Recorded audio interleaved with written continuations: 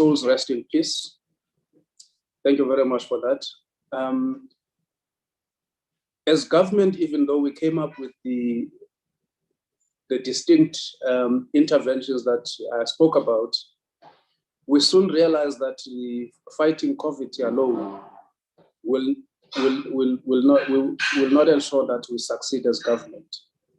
We realized that this battle required a shared leadership, organized labor, business, and community. And we immediately started the social dialogue.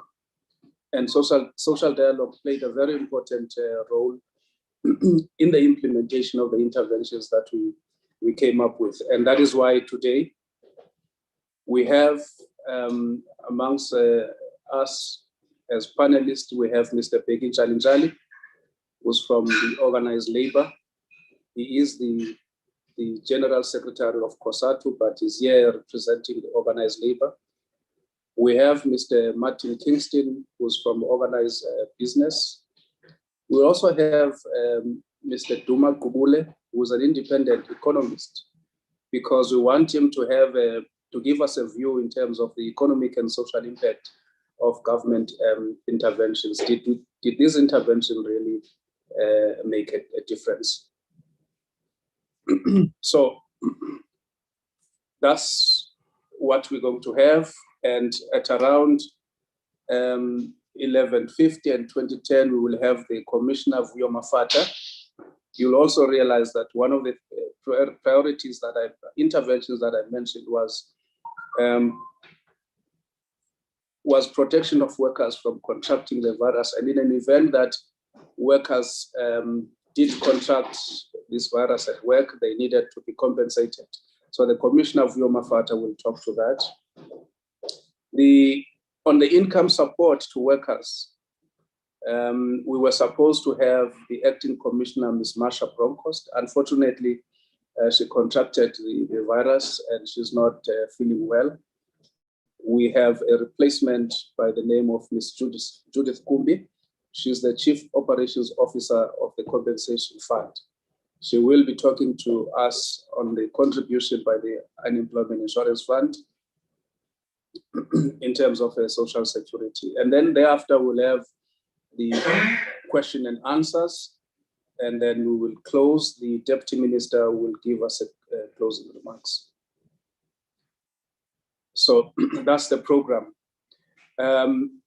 Without wasting any time, I'm going to ask the Honorable Minister, Minister Mercy, who's the Minister of Employment and Labor, to give us an opening address.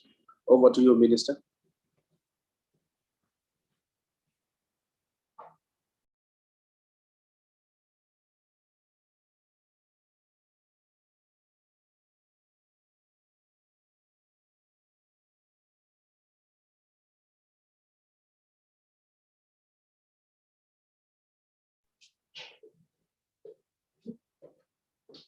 Minister, you seem to be muted.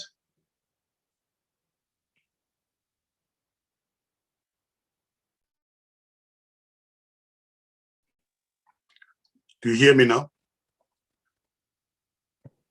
We can hear you, Minister. We can hear you, Minister. Thank you.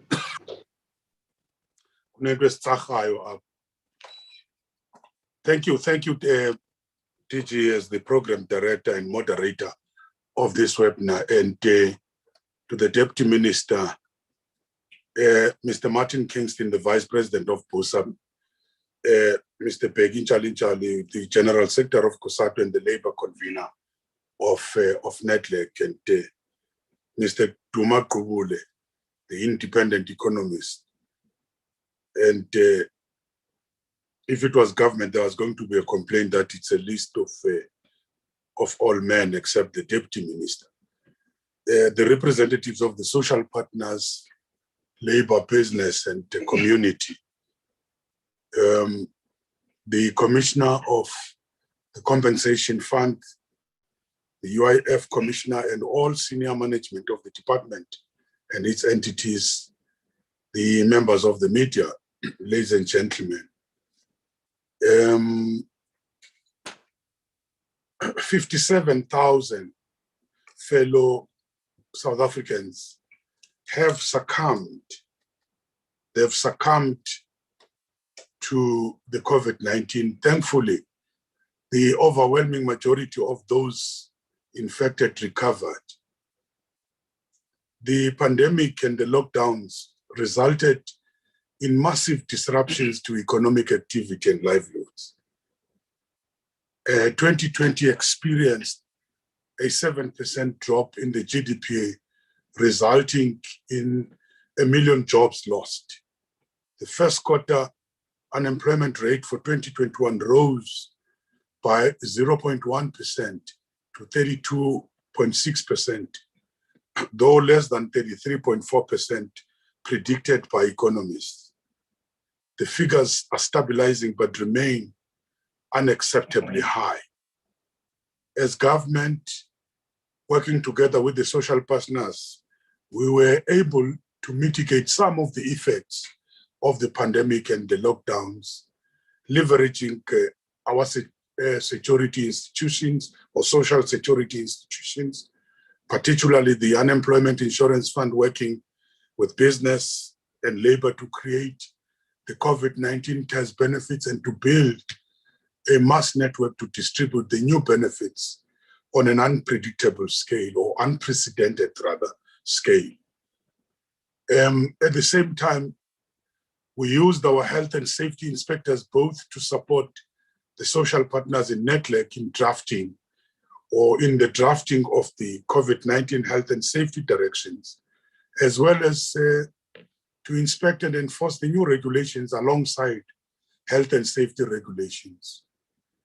This we achieved with the reduced budgets as the pandemic and economic trends adversely impacted government revenues.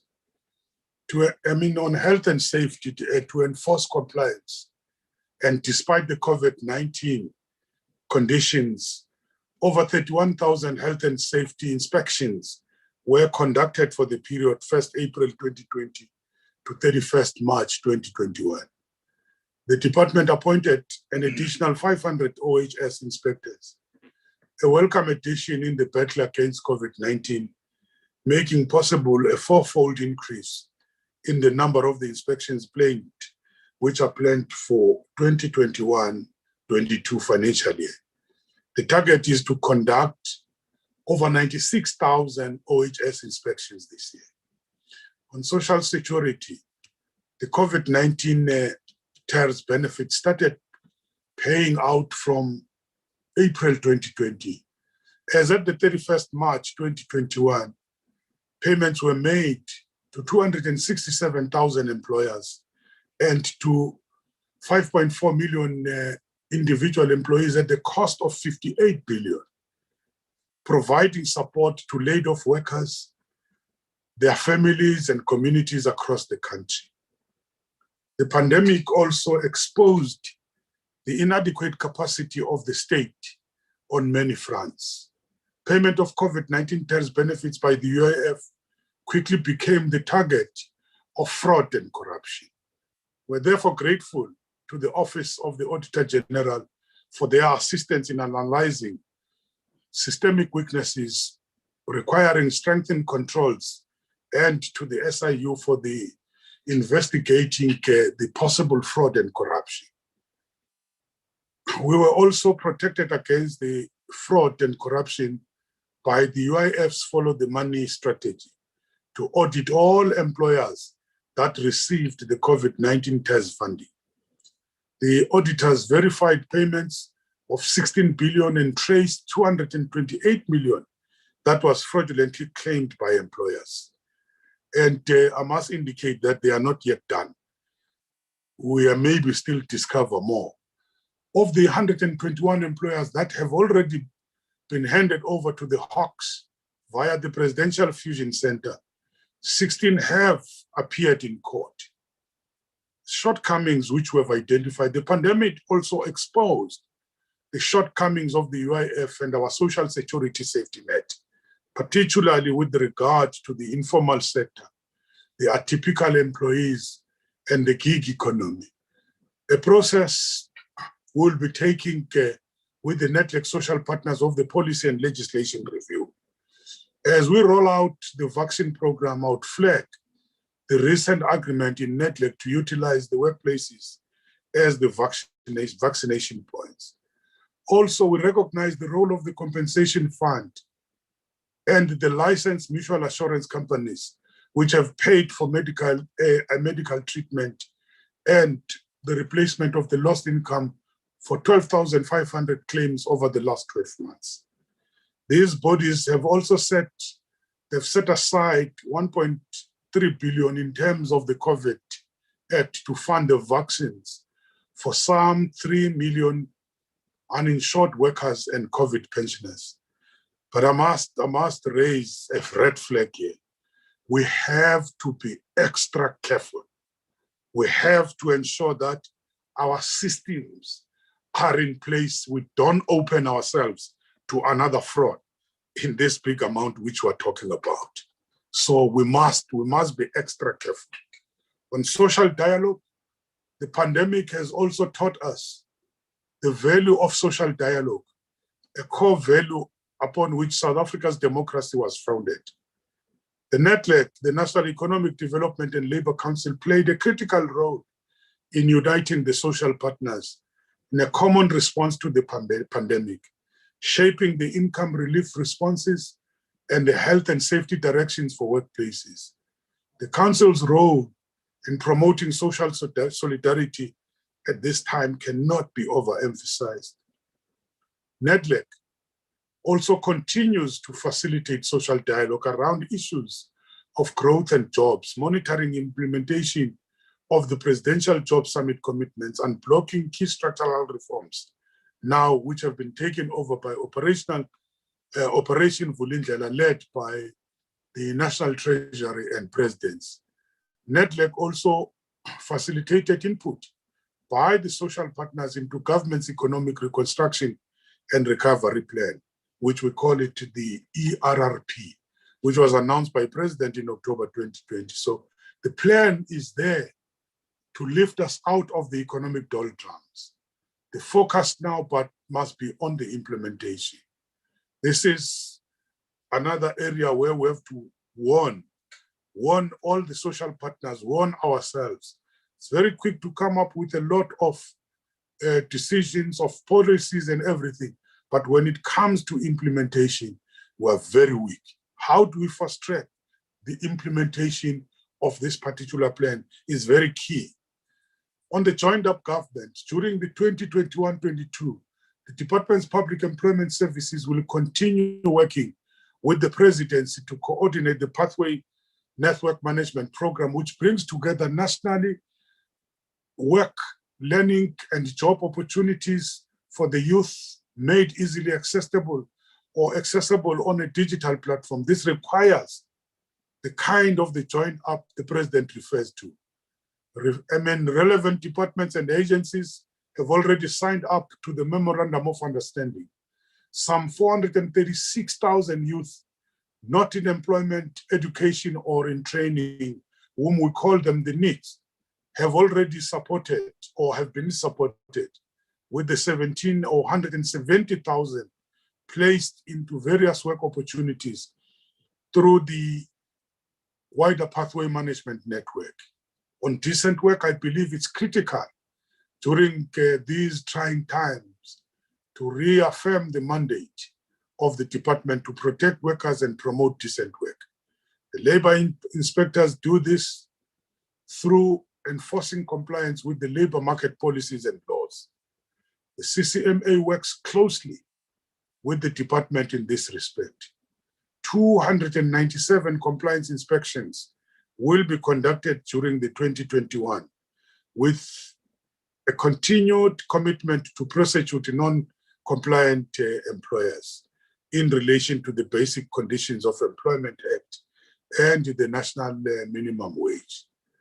To report on the current policy initiative, we have introduced the COIDA Amendment Bill, which brings major improvements in the benefits paid, as well as including domestic workers in the category of the employees entitled to occupational injury benefits.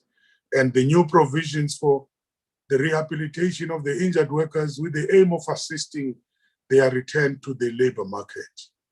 Also before Parliament is the Employment Equity Act Amendment Bill, as well as the ILO Convention 190 on the eradication of violence and harassment in the workplace for the ratification. And my department has also developed a draft code of good practice, which has been published for public comment. This supports government's priority to combat gender-based violence. Finally, I must thank the Nedlach and social partners for their work and commitment to promoting a united response to the pandemic and the lockdown, and supporting the societal solidarity through social dialogue during these difficult times. We will continue to strengthen our policies and labor laws, which create an enabling and a harmonious environment in the world of work. I thank you.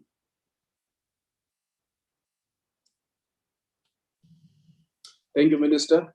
Thank you very much. May I make this appeal to the media? Would you please add your names on the chat box when you commenting or asking a question? Thank you. The Minister has highlighted quite a number of points, and key amongst those are the policy fault lines and the social protection policies that we have and implemented during this period of COVID-19. Also, the important role played by Nedlach and the importance of social dialogue. Just before COVID, Mr. Jali, you will remember that there were calls that were made, and some of those calls were questioning the role of Nedlach and the impact of the work that Nedlach is doing. So COVID forced us to come together and come up with the social contract. I know that you've been asked to prepare a contribution by the labor constituency to the pandemic and in partnership with the department. May I also ask you to reflect on the issues that the minister has raised with regards to the role of Nedlach, its importance, and maybe as a way of responding to the calls that were saying there's no need for Nedlach to exist, and that was before we were hit by COVID, and also how organized labor will be dealing with the policy fault lines that the minister has spoken about. May I ask Mr. Begin Chalinchali to address us? Thank you. Over to you, Mr. Chalinchali. Thank you, Comrade. Thank you, Program Director DG Lamati. And good morning to all, the Minister of Labour and the team, fellow panelists, and those who might have connected through the link to participate to this webinar. Firstly, let me just tender my apology that I indicated to the organizers that I would have to leave at 11 o'clock because of a commitment that I cannot shift, but I have also to join the workers group in the LO as I'm a member of the governing body representing workers, which is the duty that I need to fulfill. Minister, when you shows your surprise that almost all the panelists are men, except the Deputy Minister, you make me surprised because the people who invited men is your department. But thank you for the invitation to participate in the webinar.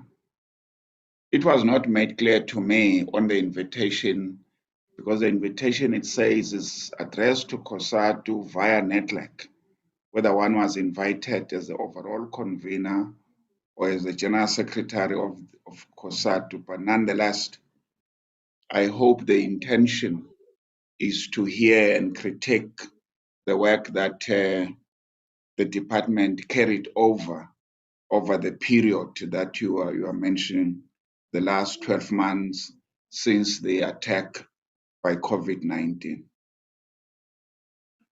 We'll raise our voice in the areas that we have talked about, to raise it through what we think are the positive, what are the negatives, and what are the challenges, and what, in our view, should be the issues that need to be considered.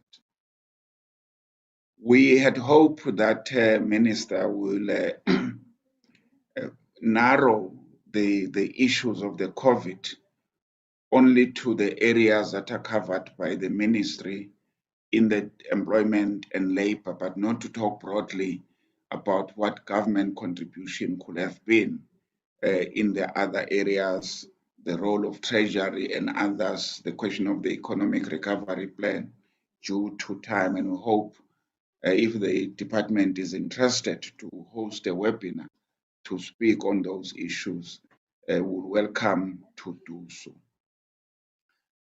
So our observation will be in relation to the relief, to the institutional arrangement, to the governance, and the compliance in terms of the inspectorate and the enforcement. As you are correctly saying, both DG and Minister, that the attack by COVID was unexpected, it was not planned. But the lockdown make it even worse in terms of how we try to respond. We're all caught off guard. But what became quite clearer was that workers were not going to receive an income because South Africa has no universal social protection coverage. We got the different ones all over the show, but we don't have the one that covers everybody. But it also became quite clearer to us that Treasury was not interested or has no capacity or no political will to intervene and use government money to protect its citizens here in the form of those that were going to lose income. So government was not coming on board. The first issue that we want to recognize in this engagement was the quick thinking by the leadership in the Department of Labor and Employment. And I remember Comrade Tulas us meeting on a Sunday under difficult times because we're not even allowed to travel. We have no permit to travel, but we take that risk and we met, and that's when the idea of using the UIF as the only option available to sustain the worker income. So it was not an easy decision to be explored in the first place, because the question rose as to, yes, what will happen if the fund is depleted, and when the economy becoming worse and people have to be retrenched and to apply for their benefit. It was a risk, but I think we all agree it was a risk worth taken because there were reserves and there were some kind of surplus. What is not said is that this intervention was a workers' money, not government money. It was a workers' money contributed by the employer and the workers themselves. So we think we need to understand the question of TERS and the UIF, that it was not government money. It's less said in the media. It was the workers' money contributed by the employer and the workers themselves. But then it raised some challenges. The first challenges was the institutional arrangement, that the UIF infrastructure was never designed to anticipate the high volumes of application. So the infrastructure and the personnel that were employed in this branch, I'm not sure that it's right to use it as a branch of the DLA, never anticipated the millions and millions of applications that flooded the office. The second challenge was that because of the lockdown, there was a restriction of movement. Trade union officials could not move around, assist workers to do their application. So what was left in the main was the online application. And as we know, the majority of the workers lack access to the ITs. The fourth one, in our view, was the communication challenges. At different times, the branch, the UIF, was communicating confusing and contradictory messages. The calculation of the benefit was the big challenges, and at some stage, it led to workers striking because they felt that the money they received was not accurate from the information that they had either received from the UIF communication. The fifth one, of course, was that these challenges in the UIF attracted some attack, mainly based on ideology of some sort, that government is incapable or no capacity to manage its affairs in terms of this application. That there were voices who were saying, no, only the private sector is capable of managing and administering this application, which I think we all fought together that the state has the capacity like any other institution if it's provided correctly and sourced accordingly. The sixth challenge was the unilateral decision by the ministry, sometimes to whether to continue with the payment or should stop it, despite the statement that was made, which we understood by the president, that as long as the disaster management or the disaster continue, there's a commitment to assist workers. The question of the cut-off of the application and etc. The seventh challenges, of course, was the non-contribution by some employers who had made deductions from the workers' pay but never handed over the money to the UI, but also the question of not declaring all workers in the workplace, but as well as the fear that when they do the application, they will be exposed that they have higher workforce than the one that they have declared. But of course, there were other employers who were hiring undocumented workers and have failed to register. But despite all these issues, I think they were positive. The first one, in our view, was the question of the leadership, as I've indicated, by the ministry. But secondly, when challenges was experienced, almost in the first week of these applications, was the availability of the minister 2 times a day. In this case, met with the general secretary of the affiliate of COSATU, who says, we got some challenges here. Are you prepared as a minister to clarify us on some of the issues? And the minister says, I'm prepared to avail myself and my team 2 times a day, every day, Monday to Sunday.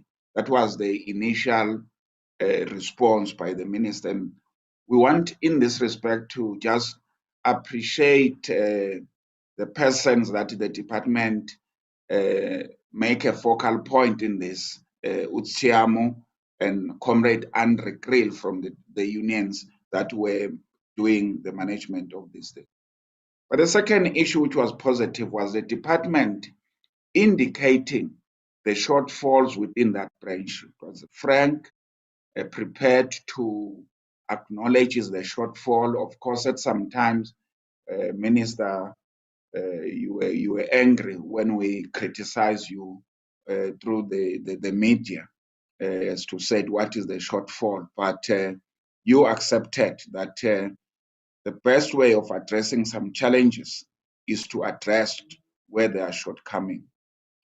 The third one was the common strategy coming together, workers and government, and to say what needed to be done in order to communicate a correct and the right messages and developing a strategy. The fourth one, which was also positive in the response, the fifth one, was the exposure of corruption. In the main, it was workers who were saying, we have seen our employer applying for tests when in fact we are working and we don't understand. Can you explain this? Because there were some employers who wanted to have a double dip or dipping in terms of getting money from the UIF, but also the production was continuous. But also the workers who were saying, my employer is not applying when I'm checking through the system, and which then exposed that the employers were deducting and not handing it over, which we regarded to be the positive. But also, there was an exposure which later was addressed, the coordination, which we call it the seamless coordination now, between the UIF, the SARS, the banks, and the Home Affairs. And when we're dealing either with nationals, foreign nationals, or people whose IDs and all the sorts that were problematic for workers to be receiving their monies in dealing with those issues. Now, we thought that we did what was supposed to be done, that the experiences have indicated that we enter into a particular phase and eventually we're managing those particular challenges. So they were positive, and I think there are lessons that the department will carry forward and are going to come to them quickly.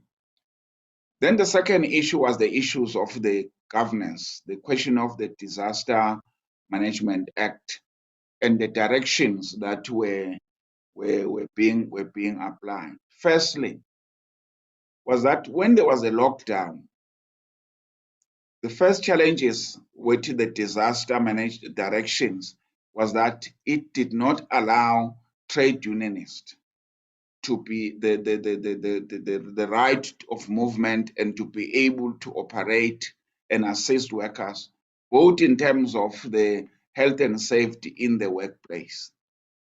The second issue on that one was the question of the health and safety in the workplace in itself, to the extent that many employers were not complying, but the department did not and still do not have a sufficient inspectors. So the lack of inspectorate and enforcement and the report that department was giving at that time, that there was a very huge non-compliance. Our concern was that there were not deterrent action that was taken to deal with. Of course, we appreciated, Minister, the additional 500 inspectors. But as we said then, that still is not enough. There was a problem in the definition of essential services, which I think we later worked it on to say the intention, as we understand it, of the Disaster Management Act or in the regulation. You were referring to the critical services like food delivery or food production, petrol, and etc. So as I'm closing, Comrade Director, is that we appreciate the role played by compensation fund in terms of extending its scope and to regard those who are 60 or over, those who are unable to attend, that they can still be assisted.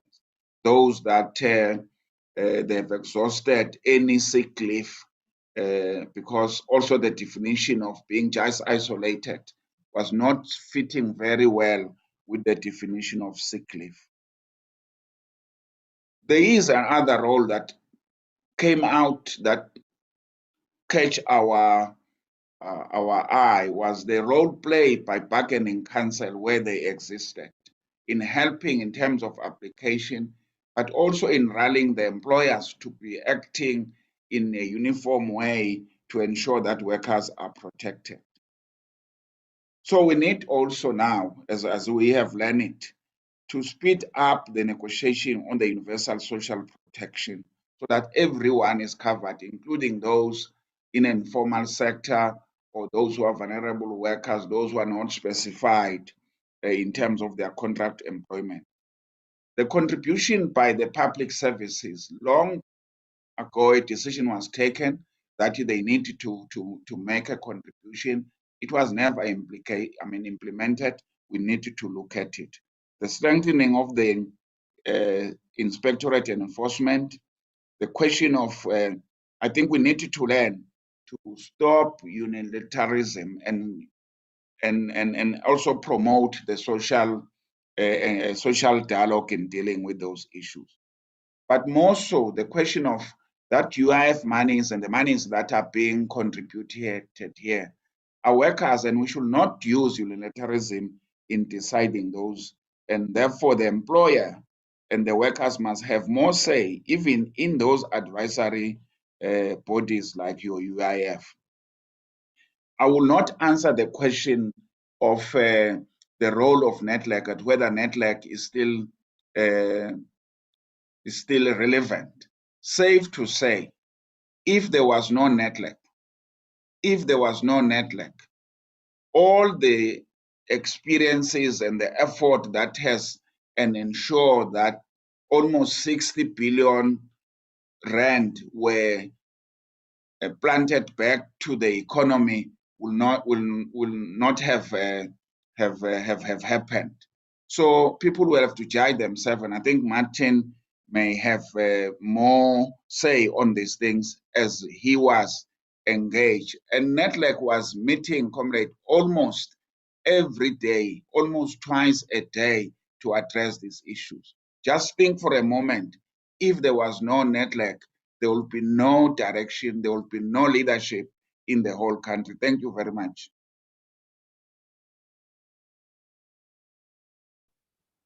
Thank you very much, Mr. Peki and Charlie, for that insightful contribution. I think you were reminding us of where we come from, the pitfalls that we had to jump over, so that we're able today to say we've paid just close to 60 billion to the workers. It was not a plain sailing exercise. We had to fight amongst ourselves, but it was in good spirit. It was for the benefit of the country.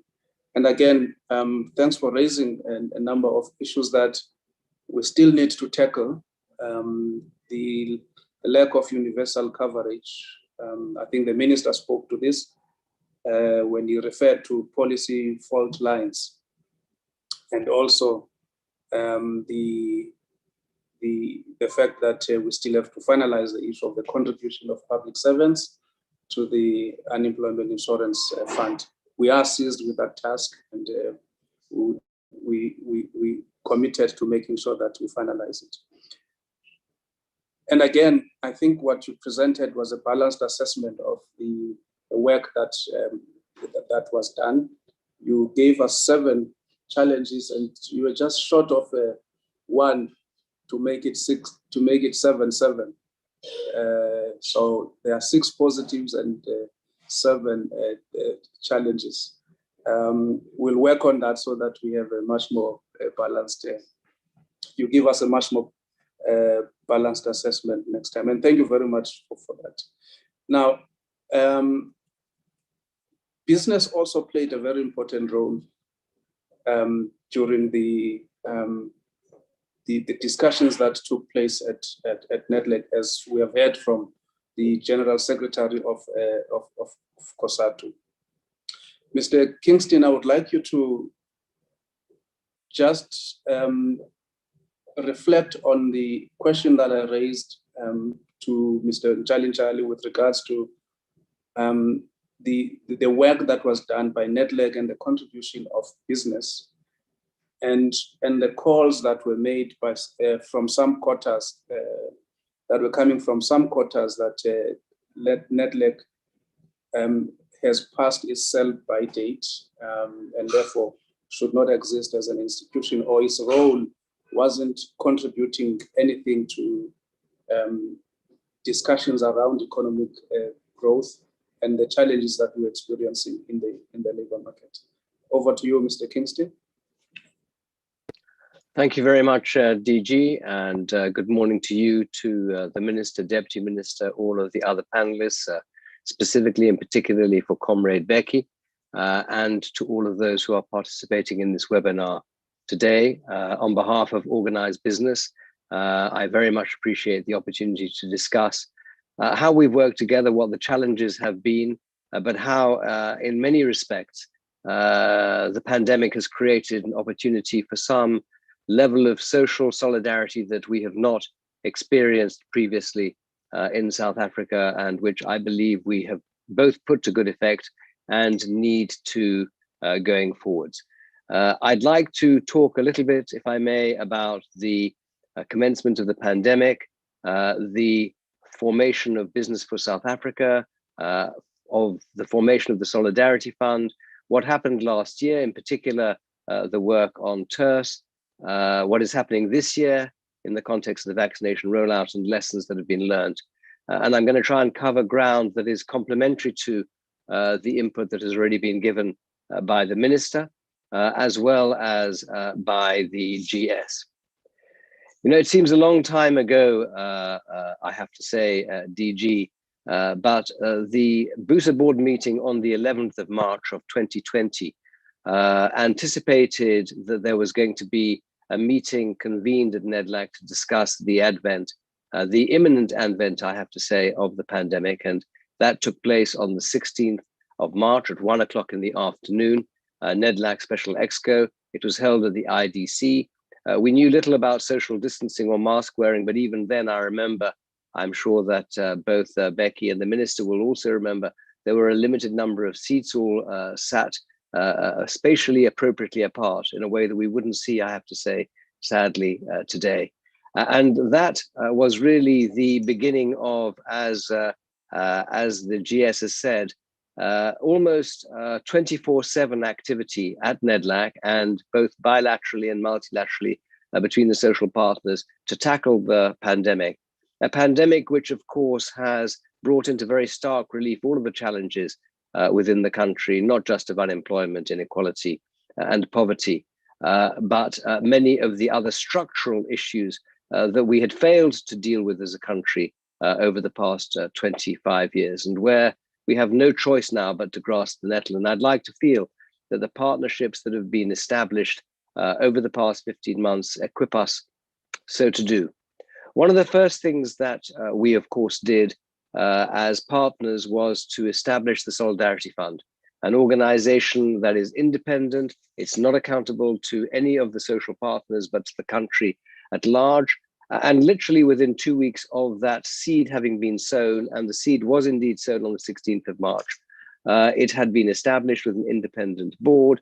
It was a month later able to claim that it had raised over 3 billion rand from a vast variety of sources, both donors onshore and offshore, large and small, individual and institutional. It has established 3 platforms: a humanitarian platform focusing on the likes of food relief gender-based violence, all of which had become exacerbated by the pandemic, on healthcare, bringing PPE into the country. Many of us will remember there was no PPE that we had in the country at that stage in March 2020. And on communication and advocacy, particularly with regard to behavior change. And the Solidarity Fund is now raising another tranche of funding to focus on the vaccine rollout, again, particularly with an emphasis on registration and ameliorating some of the major problems that we found. Problems including the slow pace of decision-making and implementation within the state, the very capacity constraints that the minister has referred to, where its agility was able to come to the fore. The second matter that I wanted to talk about was the creation of Business for South Africa. It was sponsored by Business Unity South Africa and the Black Business Council. It was in fact conceived of on the same week, the week of the 9th and 10th of March last year, as a virtual platform, no membership of any particular organized business, just the ability to bring skills and expertise on a pro bono basis as experts in a particular discipline to the table at a time when we were all in lockdown. At our peak, I think we had 450 people working on the platform, working 24/7, I would have to say, and again, focusing on three areas, all of which are pertinent to today's discussion. The first being healthcare, working with the National Department of Health, primarily on the procurement of PPE, but also the establishment of a local manufacturing partnership for those goods that could indeed be manufactured in South Africa as PPE, working there in close conjunction with organized labor and indeed with government. The labor market platform, and I'll talk about that in a second because its primary focus, of course, was the work on UIF, and an economic intervention platform, which I'll talk about thereafter, which resulted in part in input into the Reconstruction and Recovery strategy. On the labor market work and the work on UIF, we worked hand in glove with organized labor and indeed with the Department of Employment and Labor in the UI subcommittee and the mandated UIF operational task team. And I think that in that context, we need to recognize that we enabled many thousands of businesses, particularly the smallest, including informal businesses, to be assisted with TERS-related challenges. And despite the fact that the TERS process has been fraught with complications and complexities, and I think we all understand and appreciate that, caused by changing directives, systems issues, and capacity challenges from its inception, the reality was that there were very significant breakthroughs, and indeed, as we know, some 60 billion rand of funding made available to some 16 million beneficiaries who were undoubtedly disadvantaged, and hugely so, not only by the pandemic, but by the circumstances that had preceded the pandemic. And the work that we did in that context, as I said, in partnership with, not alongside, in partnership with organized labor, government, and indeed civil society, was in the form of identification of common challenges and blockages, determining what the root causes were and analyzing them appropriately, collaboratively seeking workable solutions with the UIF and other social partners.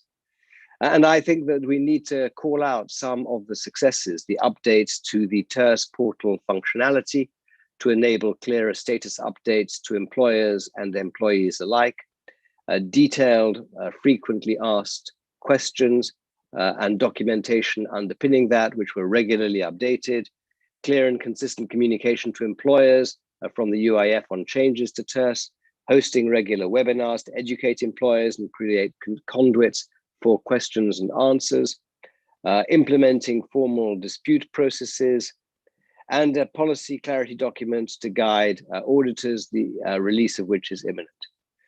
At the outset, we were having daily meetings, sometimes multiple times a day, between social partners and the UIF to handle the myriad of queries and challenges that were then arising. And those meetings have now decelerated, understandably, but I would like to believe that good relationships exist, enabling individual cases to be escalated via officials wherever necessary.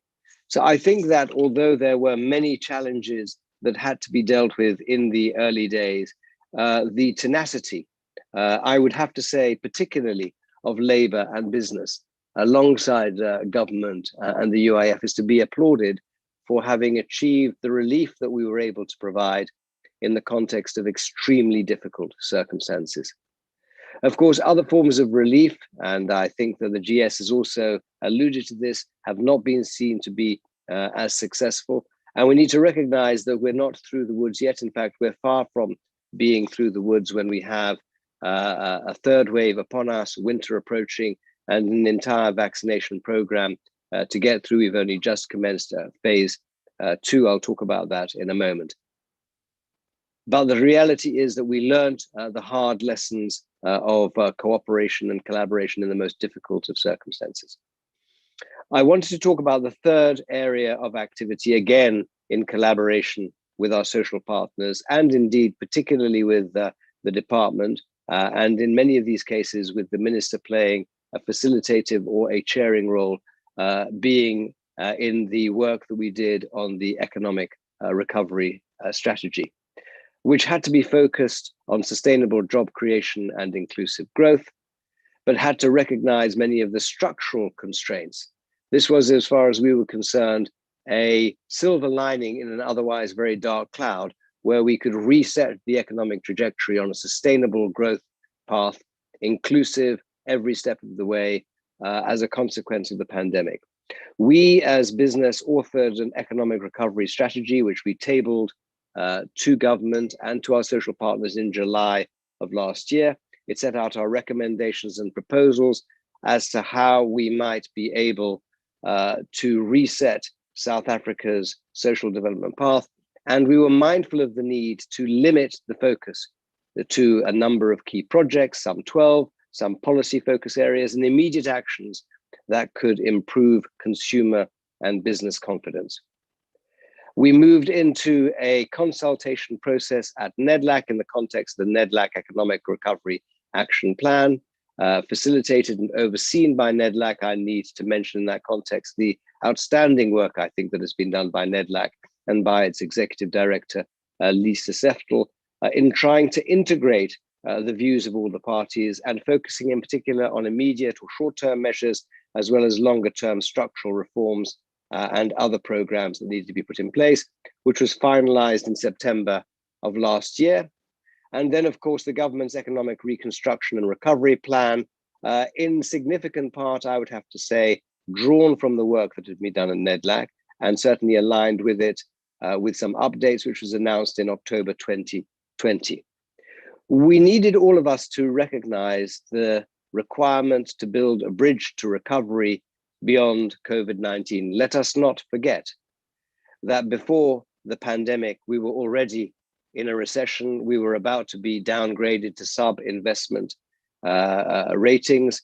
And we needed, and I think we still need, but we're making progress, an unambiguous and compelling new narrative focused on inclusive economic growth and investments to persuade capital providers, both domestically and internationally, to invest in South Africa and to work together to build the economy and tackle poverty, inequality, and unemployment. And in that context, we needed to address constraints and challenges which have persisted, I would have to argue, since 1994.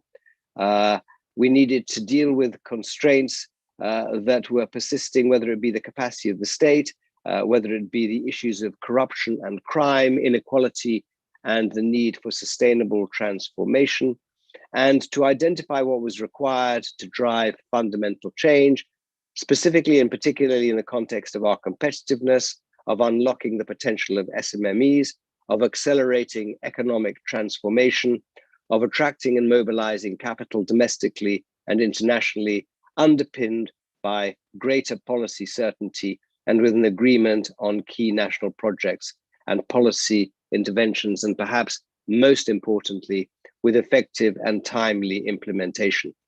And acknowledging all the time that we have to compete in these circumstances, in particular for capital and for resources and attention with other markets, not just emerging markets, but on a global basis, that we needed to demonstrate fiscal discipline to reduce the cost of capital, and that we needed at all times to be consistent in our messaging. And that the only way, DG, that we could do this was by ensuring that all stakeholders partner across key areas and focus on ensuring delivery and accountability, that we should acknowledge the limits on the state and SOE capacity and funding, and that the only way we could do that was through a social and economic compact involving social partners, government, labor, civil society, and business if we were to succeed. And in that context, delineating the responsibility of each of those partners clearly and with appropriate accountability. We assembled as Business for South Africa a team of industry experts which analyzed sectors and projects with a particular focus, as I said, on sustainable jobs and GDP growth.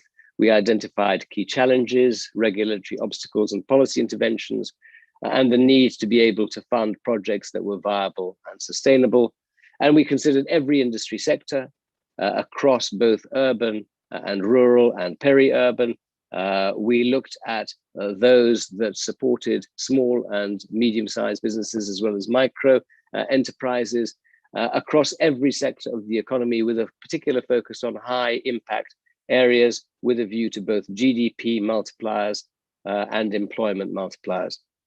We took into consideration the work that had been done in the context of the Job Summit, critical enablers, success factors, and activators of employment, work that had preceded this particular exercise, including the National Development Plan, SARB, industry work, the IPAP, the input of the Presidential Economic Advisory Council. We were mindful of the need not to reinvent the wheel, and that for each sector, we should have objectives, identify the challenges, key priority actions, and set out a short, medium, and long-term roadmap and plans. And all of this was published and has been available. And as I said, has informed our approach to the Economic Reconstruction and Recovery Plan. And there were cross-cutting issues that needed to be dealt with: policy consistency, regulatory reform, crime and corruption, the need for infrastructure investment and SOE optimization, the absolute imperative of an energy industrialization strategy, as I've said, economic transformation, dealing with skills shortages, and the need for modernization and localization across all of the sectors. And we tried to narrow them down to a limited number of areas of focus, both in terms of projects and policy focus areas that were cross-cutting, so that we could utilize limited resources, both human and capital, financial capital, I mean there, to the best possible outcome. We had hoped that we would be able to see greater levels of movement and activity than transpired in the subsequent months. And I think that we're all very frustrated at the slow pace. But in that context, we need to once again commend the President for the decision that was announced yesterday with respect to lifting the cap on embedded generation to 100 megawatts. It's exactly the sort of input that was being given 6 months ago, I think, by all stakeholders, to be fair, and there are many more that are required if we're going to boost confidence. There was a process that was established with an economic recovery leadership team chaired by Minister Nlesi, and we have welcomed and enjoyed working not just with him, but indeed with many of his cabinet colleagues, and indeed with the DG and the other DGs in the context of the work of not just the leadership team, but the escalation committee and the two-side process committee, recognizing that we can't cover the waterfront and that we needed to focus on 4 particular areas in the context of energy security, localization, enabling a supportive ecosystem for SMMEs, and the freight and public transportation system.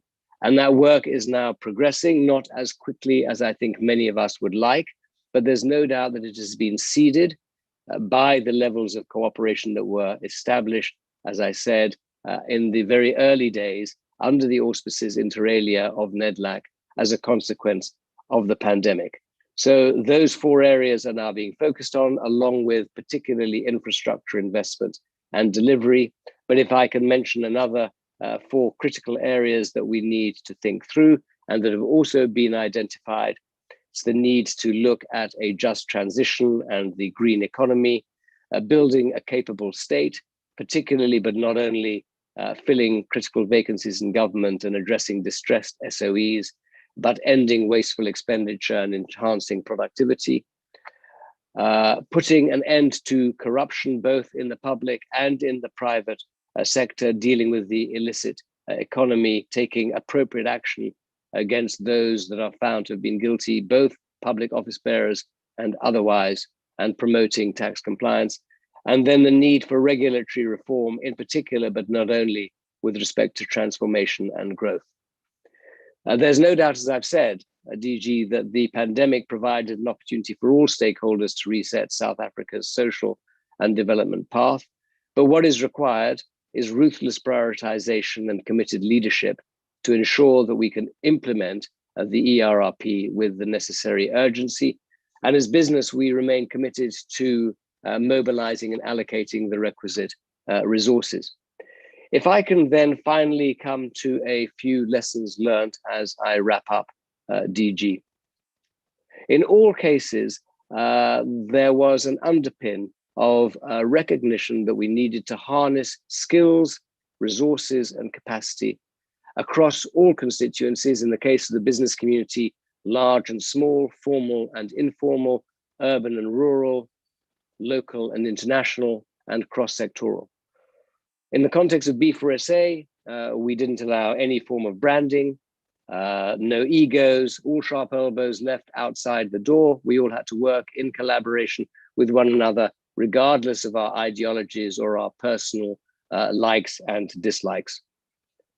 We needed to ensure that we could mobilize those resources on a full-time basis, on a pro bono basis. So I think the patriotism that has been unlocked just cannot be underestimated, and not just in the business community, but further afield. And the need to work with all social partners and harness those skills wherever they exist. I have to say that in the case of the work on UIF, I would call out in particular, for example, the work of both Halton Cheadle, the Minister's advisor, and Rob Lee, who persevered despite very significant threats to their own health. Rob Lee currently and Halton at the time, but everybody came to the party, and I think it is to be commended. And we would engage both formally and informally, bilaterally and unilaterally, and we need to do that, and multilaterally going forwards. The Department of Employment and Labour has played an absolutely critical role, not just in terms of overseeing the architecture, but also in catalyzing and unblocking challenges where they have existed. And I need to again emphasize the outstanding work that has transpired, particularly in the context of TERS, but also the Economic Reconstruction and Recovery Plan.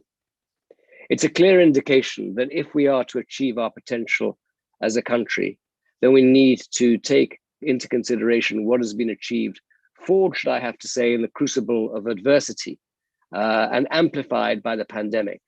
The issues of poverty, inequality, unemployment, and the structural constraints that we now need to address once and for all. And to do that, there are 5 areas that I want to highlight as I finish. The need for cooperation, alignment, and acknowledgement that the old approach that was adopted, including sometimes with Nedlach, is not necessarily fit for purpose. Secondly, that we are clear and committed in our decision-making. Yesterday's decision on the cap of 100 megawatts being a very good example of that. The third is the prioritization of key interventions and policies. We just cannot do everything. We don't have the bandwidth or the capacity. And that we implement on an efficient and a collaborative basis at all times, regardless of our differences. Lastly, monitoring progress and indeed holding identified parties accountable. DG, thank you once again for the invitation to address this webinar.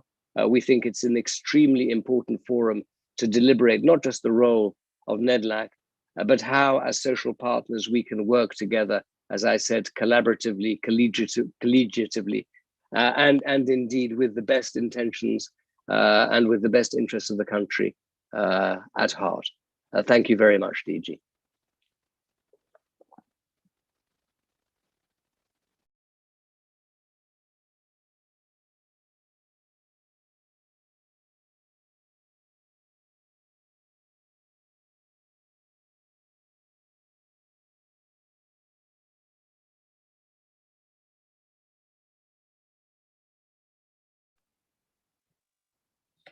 Thank you very much, Mr. Kingston, for the, again, insightful presentation.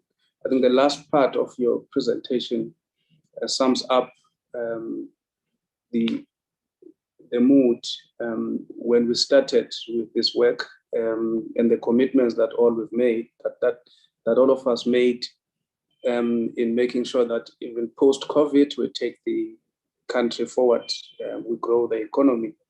I think I can't overemphasize the 5 points that you made, which I would like to highlight just one, which says the implementation on a collaborative basis. And earlier on, I spoke about shared leadership.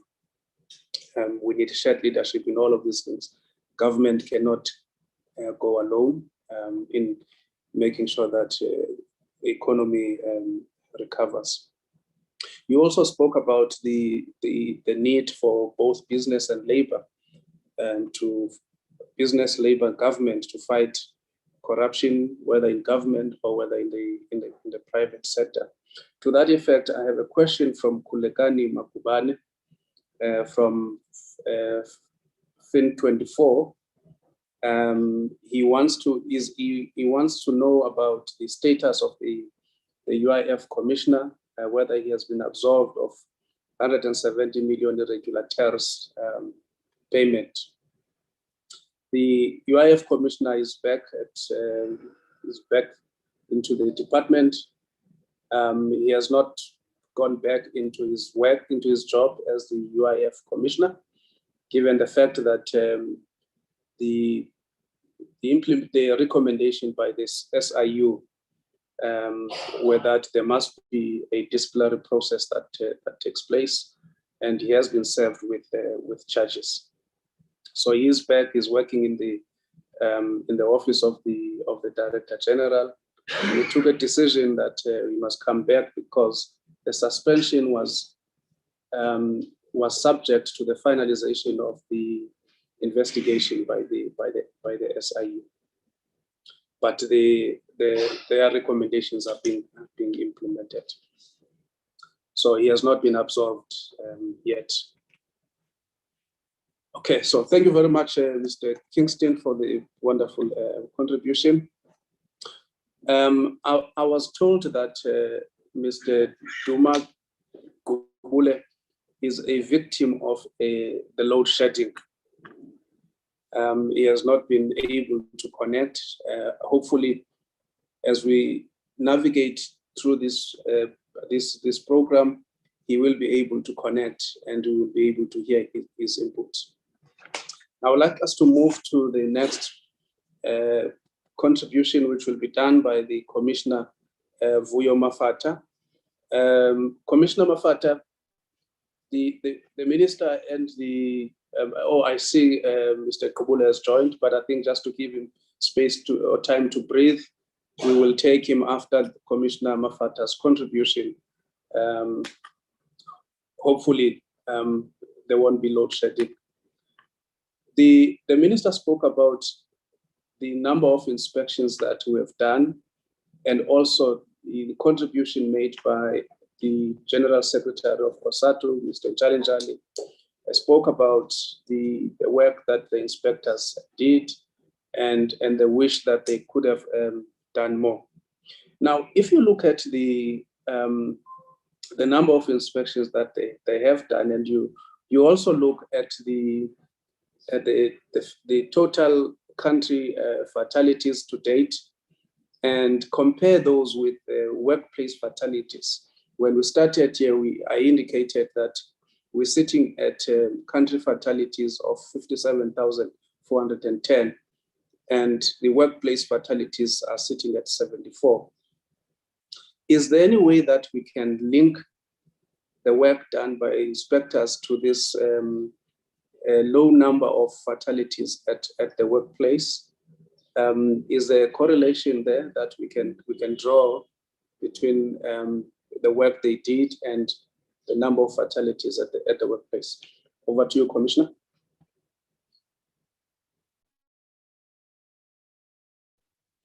Thank you, Program Director. Minister, Deputy Minister, the DG, the representatives of organized business, Mr. Kingston, and the representatives of organized labor, Mr. Njalinjali, and the fellow panelists, as well as the everybody who's joined us today. Good morning. So I will touch more on so while the department was also busy with the issues related to income protection through the TERS process, there was also focus within the department also on looking at, because we would note that when we went into a lockdown, there was a realization that there's going to be workers that are going to work to render critical services. And also, while the different plans were being made towards the safely return of people back to work, there was a realization that there needed to be some form of protection that we afford to those that are at work, and also make sure that those that will go back to work during the various stages of the lockdown, that those are then also safe. So the department also then looked at how do we protect or prevent the spread of the virus in the workplaces. And in cases where this could not be prevented, what are the social protection measures that would then be made available to those that contract work in the workplace? So that's part of the work that the department was also seized with. And while we knew that there was some regulations on hazardous biological agents, but there was a need for a bit of a more strengthened focus towards COVID-19 as one of those 1 in 100-year events that I suppose most of us never thought that would get to see. And so the minister and the DG also spoke widely about the important role that social partners at Nedlach played. But one of the key things was the development of the Occupational Health and Safety Directive, which was aimed at making sure that we implement or in workplaces stringent safety measures to ensure the safe return of workers to work.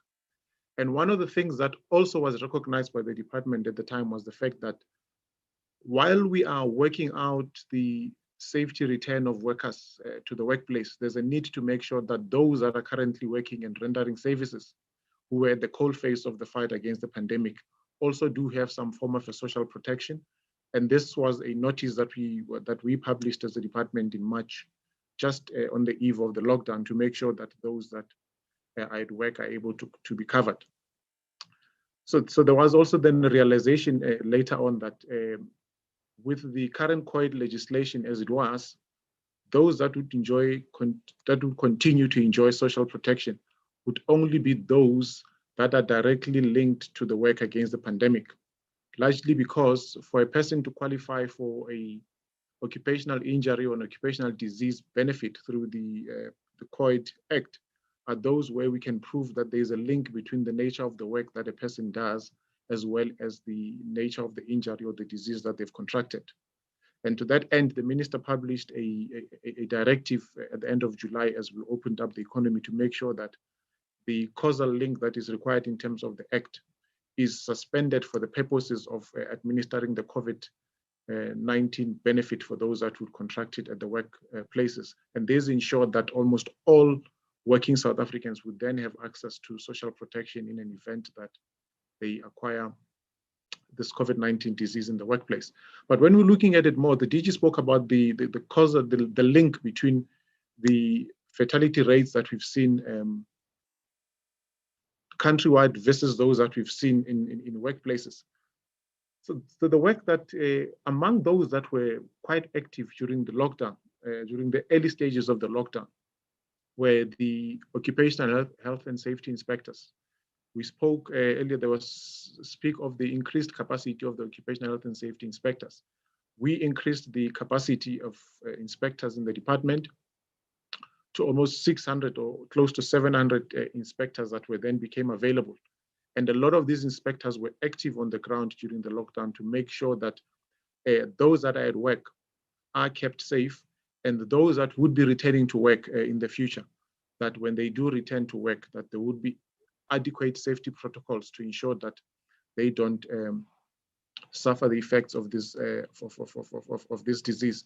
And we have seen the number of inspections that we've done, an unprecedented 30,000 inspections that were done countrywide in that short space of time, and we then needed to make sure that we keep everybody safe. And when you look at even when we look at the numbers as people went back to employment or back to the workplaces, when we looked at the numbers of cases that were being reported of those that would contract this in the workplaces, the numbers remained low compared to the numbers that we were seeing being reported countrywide, even globally. And one of the things that at South Africa, in fact, was one of the few countries that actually had some form of a social protection against those that would acquire this disease in the workplaces, as most countries still had not provided this kind of cover for those that are at work. And when we look at the 30,000 inspections that we're able to do, almost 24,000 private sector workplaces were visited by inspectors to make sure that we protect workers, and almost 6,000 of these were also in the public sector. So at the time when the economy was opened and people were going back to work, we were a bit confident then that in an event of a breach of these safety protocols, we would not get a large number of workers succumbing to the virus at a great cost to the economy and also to those that depend on them for living. And when we look at what has been then the impact of the preventative measures that the department implemented through the occupational health and safety inspections, we've seen that the numbers remained low. In fact, we only got to about 10,000 cases only towards the end of October, when the economy was already now fully opened. And we have seen that the numbers are continuing to rise, though not at the same rate that we're seeing them. In the workplaces are continuing to rise, but not at the same rate that we would see them elsewhere in the country. Though we've started hitting the 20,000 numbers for the months of April and May, we had 21,000 and 23,000 cases of workplace acquired COVID-19 in just those 2 months alone. So while there are these safety protections or social protections that is provided to those that acquire this in the workplace in the form of healthcare costs that we pay for, as well as the income replacement in an event that a person is not able to go to work because either they have to themselves isolate or they're going through some recovery process from the virus. So this protection that we then providing does not necessarily mean that there is a need for us to relax. We have seen that the country is now in the third wave of this pandemic. So the safety protocols that have been put in place through the various occupational health and safety directions, with the latest one having been signed by the minister a week ago, we need to make sure that as employers, as those that are in workplaces, employees, we continue to maintain all the safety protocols that have been laid down, because the fatality of one worker is one fatality too many. While we have seen low numbers compared to the global figure countrywide, but it is our objective is to basically have zero fatalities from this pandemic and minimize and reduce as much as we can any incidents of workers contracting this in the workplaces. I think to this end, we have seen with the low numbers that we have had with regards to these cases, even the amount of money that has been paid towards income replacement as well as healthcare costs for those that have contracted it at workplace, we're still not even above the 100 million mark yet, which is a good sign that shows that some of the safety measures and protocols that are being put in place in workplaces are indeed working. And we just need to emphasize the fact that we need to continue keeping those in place and making sure that there's 100% compliance to these directions that have been issued by the department. Thank you very much, Program Director.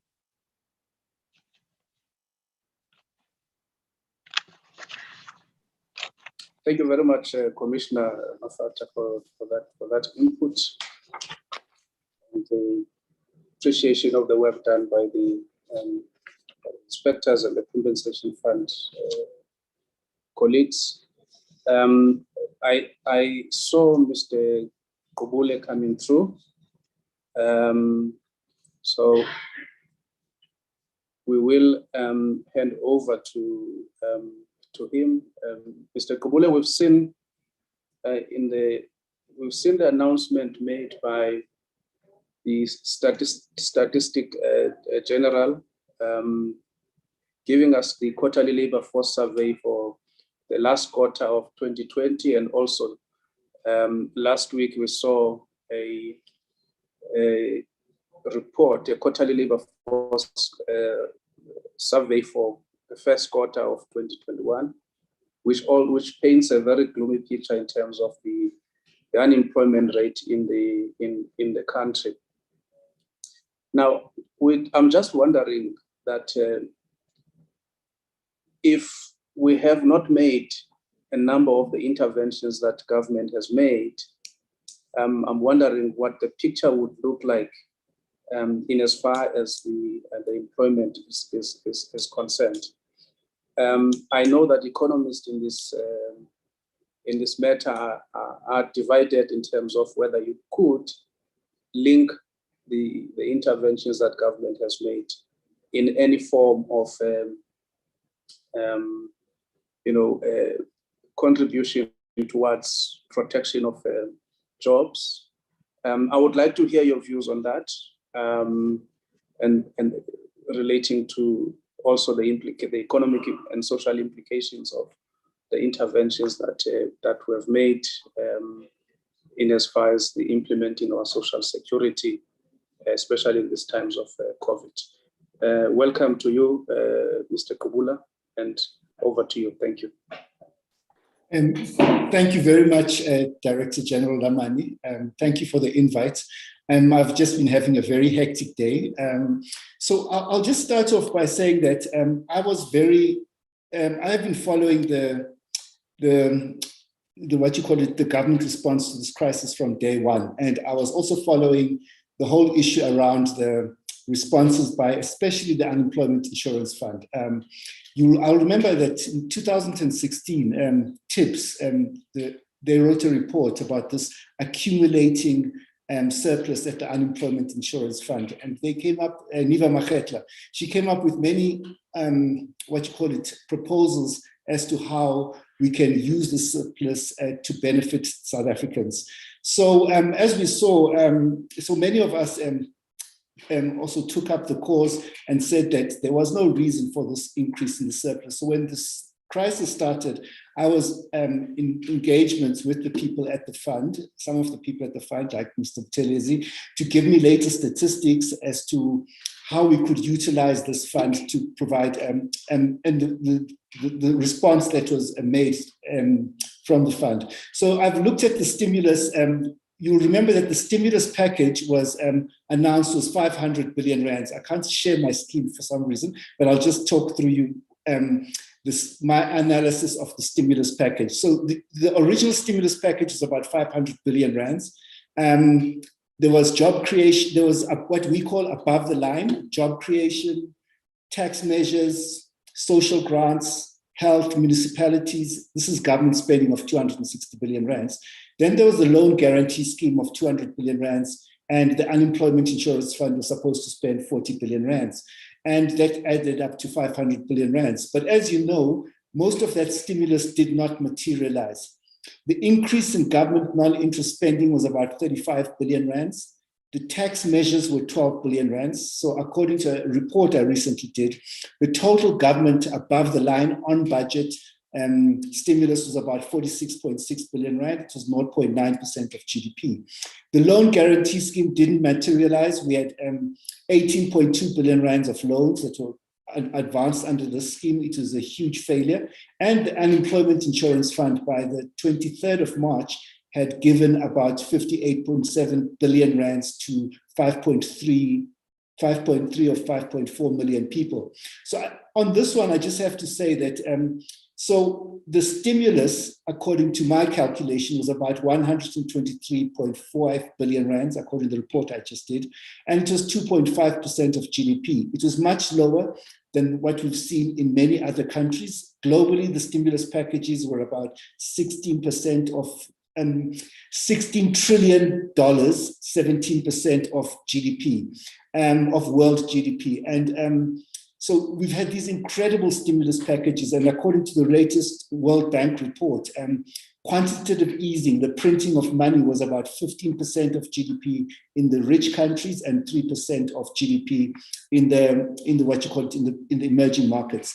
So so in terms of the stimulus, the unemployment insurance fund accounted for about half of the stimulus. So I was talking to there were inefficiencies, there was wastage that you read about in the press, but I know many people who benefited from this stimulus package, and I think it was a worthwhile. It is one of the unheralded successes of the stimulus package. So the other thing I want to say is that I think Martin Kingston is here in the group, that when this crisis was starting, a lot of the forecasts on how many jobs would be lost were far in excess of what has happened. The numbers were truly scary. I remember that Treasury had some forecasts and Business for South Africa had some forecasts. I just can't remember the actual numbers. But the actual numbers that we've seen since then have been far less than what was initially expected. So since the lockdown, we've had about 1.4 million jobs that were lost, March 2020 to March 2021. And there's different ways in which you can look at the jobs that were lost. Informal jobs, 419,000 lost. And the one that really depressed me was the private households, the domestic workers, about 189,000 jobs were lost. And in terms of sectors, since the lockdown, it was trade was about 300,000 jobs lost, construction 264, manufacturing 209,000, and obviously private households just under 200,000. Yeah. So so what I'm trying to say is that these are our unemployment crisis is really deep, and we have now 47% unemployment rate for Black Africans, 51.5% for Black African females. But I do believe that the unemployment rate would have been much higher if it wasn't for the intervention that was made by the fund. And the other thing I'd like to say is that I think we have, as a government, we have to. I think our response from the fiscal side was very little, and we should be having a more aggressive response from fiscal and monetary policy to address the crisis. The unemployment insurance fund, I was looking at the budget about the forecast in terms of, this is my criticism, when I've been looking at this fund, is that the repayment rate, I can't remember the number, but the report was done by IEJ, Institute for Economic Justice. I think it was about 1/3 of the income. So my criticism of those things is that the benefits that were paid to the workers, it's a learning experience. I think they're far too low in terms of, if you look at the benchmarks in other countries. We know that from the US stimulus packages, people got more than 100% in terms of income replacement than what they would have, 100% of their previous salaries through similar programs. And there's a proliferation of such schemes in many countries. I looked at the Danish one, was about 90%. The UK one, I think, was about 80%. And the one that many people talked about, the Kurzarbeit one in Germany, was about 70%. So I think that when we should be talking about restructuring this fund. The crises in global capitalism are far more frequent, and they're not black swan events. So I would like to see that when the crisis hits, we now have a commodity prices increasing, but what you're going to see maybe next year, a commodity crash or a financial sector crash. I believe that we should be able to step in and provide benefits for the people. I think it should be, we could have it sectorally, where it could kick in sectorally or nationally.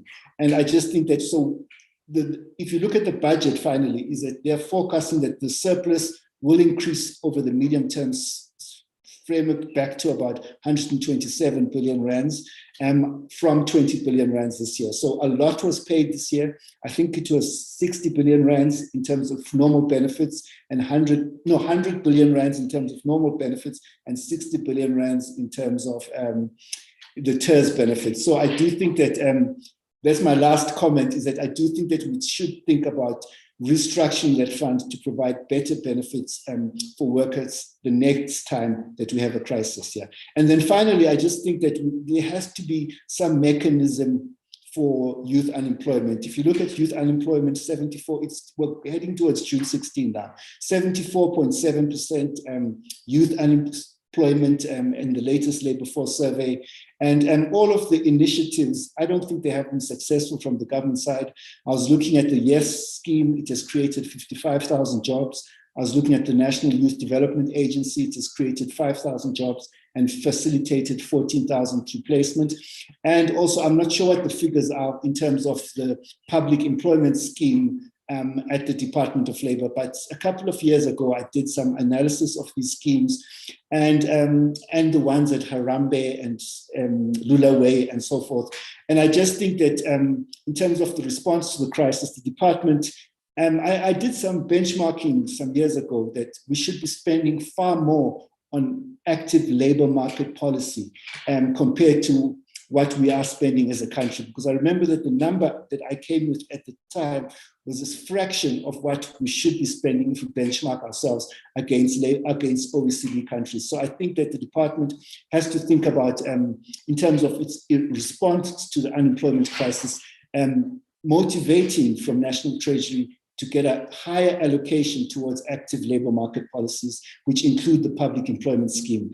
And finally, I'm not sure about the effectiveness of these job matching databases, because they seem to be creating, like, a lot of resources have been spent on these outside of government ones. And I'm not sure the return for investment, I'm not convinced about it. The number of jobs that have been created in the 7 years versus the resources that were put into these databases, I'm talking about Harambee especially, I think we have to find a way.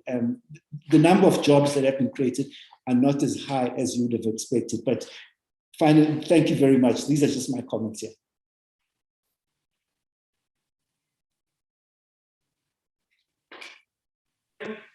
Thank you very much, Mr. Kubule. I think you raised quite a very interesting points. As some of the points that you raised, we are currently dealing with them. I think the point that you raised about the effect of the placement of young people using the different pathway networks, like the likes of Harambee and Lulaway. This is what we currently seized with.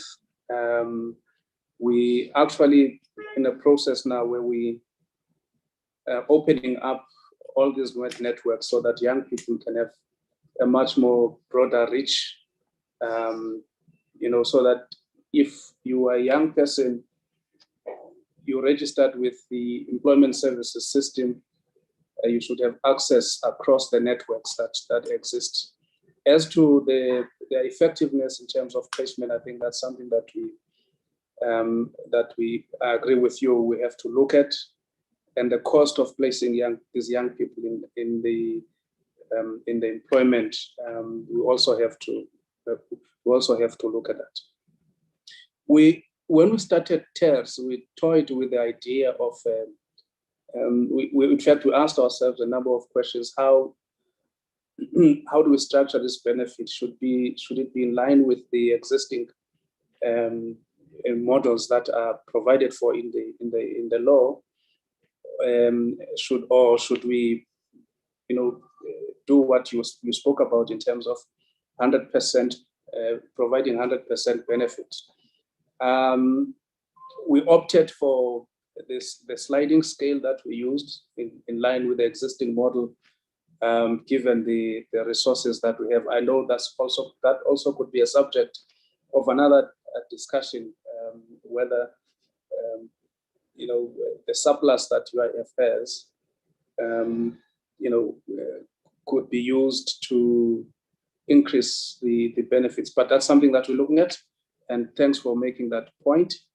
We also thankful that you highlighted the role that UIF has played, and also through your analysis, if they have not contributed this 58 close to 60 billion, things could have been different, and the situation could have been much more dire. Thank you very much for that contribution. The next presentation that we're going to get is from Ms. Judith Kumbi. Ms. Kumbi, I will ask you to also respond to the number of chat box questions that were raised. There were a number of people that indicated that they have applied for UIF benefits and they have not received up until today. There's also Mr.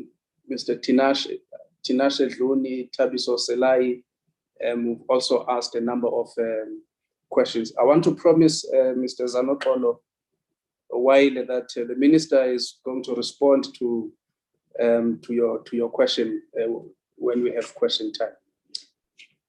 Ms. Kumbi, over to you.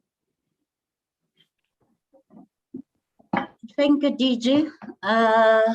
Good afternoon, Minister, Deputy Minister, DG, and other panelists and everybody on board this afternoon. DG, in terms of the question that we have received, we've got our communication guys that will take the more detail, because we will need ID numbers for us to be able to check in the system, particularly cases in terms of what are the issues with these different cases. So we get in details and then we'll come back to it. The one that we managed to look at is for Mr.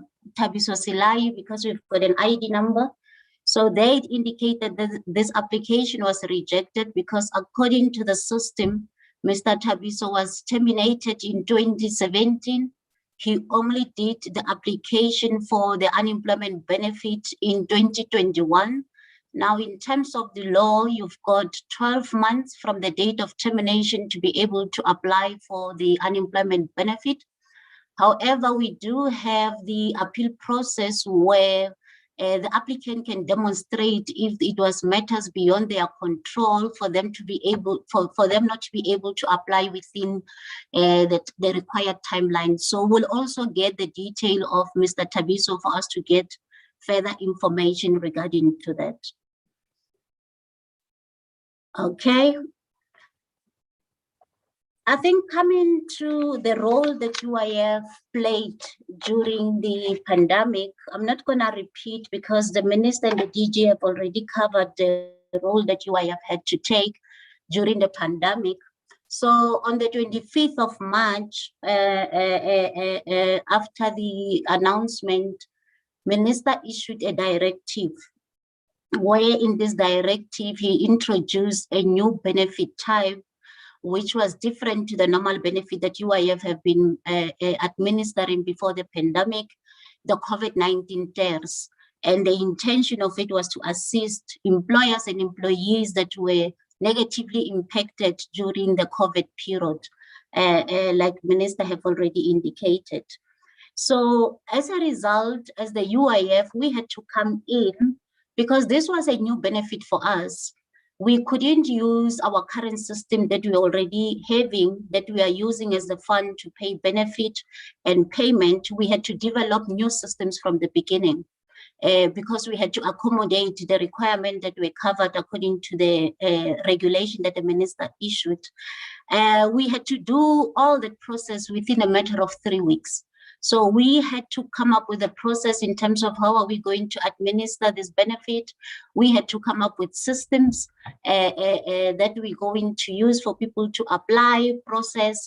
We had to put business processes in place. So it was a very tough situation because I think we all know that normally to build a system, you need a minimum of at least 18 months if you need to really develop an efficient system. However, given the circumstances that we found ourselves in, we tried the best that we could at the time. Now, Minister and the DG have already indicated that this process was run through different stakeholders, especially through the social partners in Nedlach.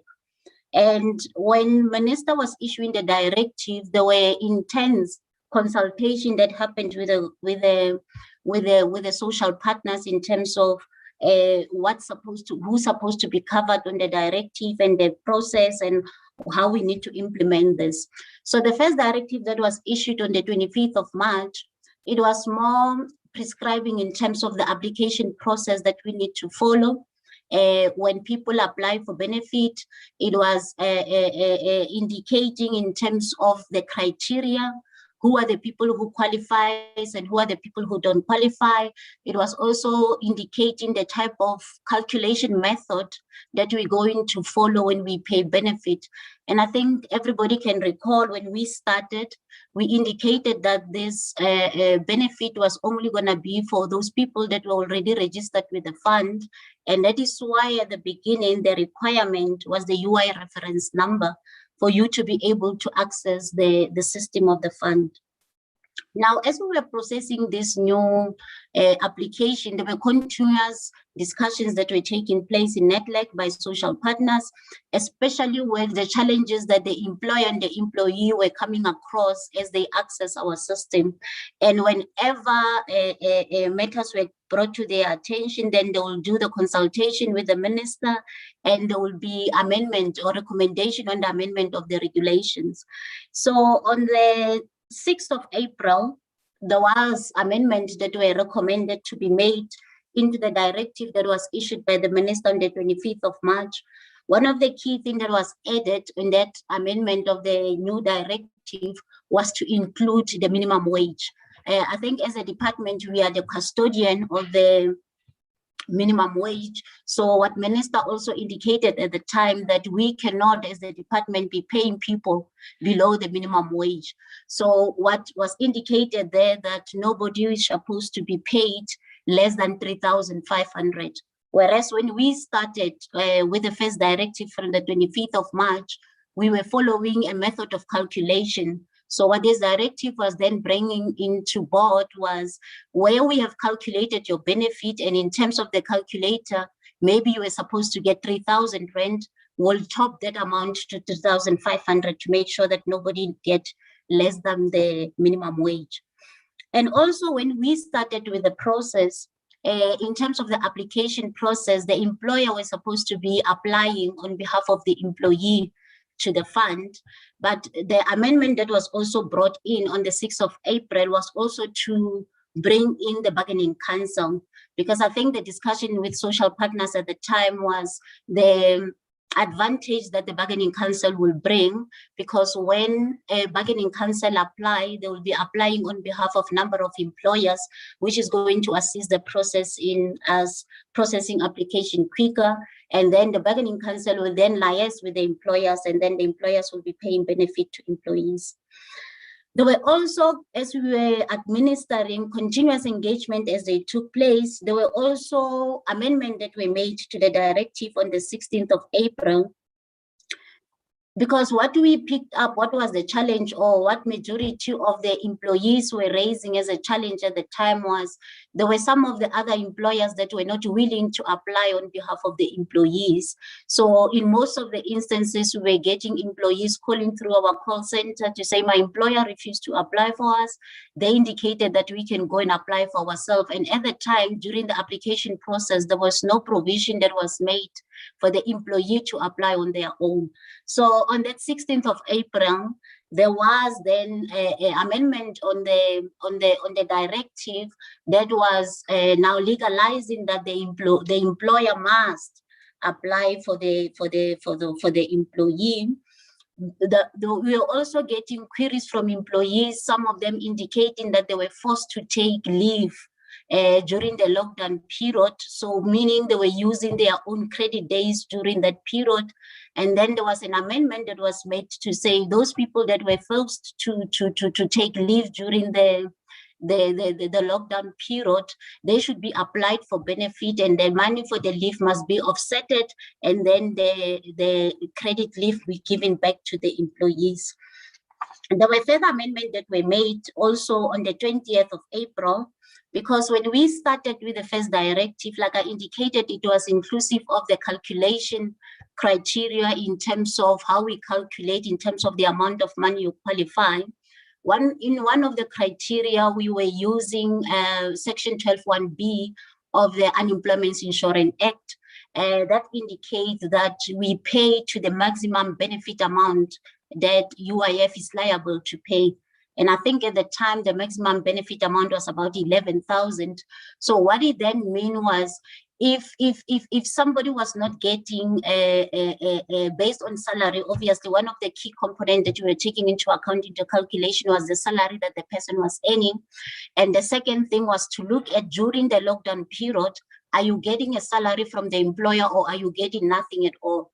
So in an instances where somebody was earning, for an example, 10,000 rand, and during the lockdown period, he was only given 8,000 rand, not getting the full salary, we will just only top up on the 8,000. So we'll not give them the full 11,000, but we'll just top up to the salary that they are getting to the maximum of 11,000, which resulted in other people getting a very little amount of money.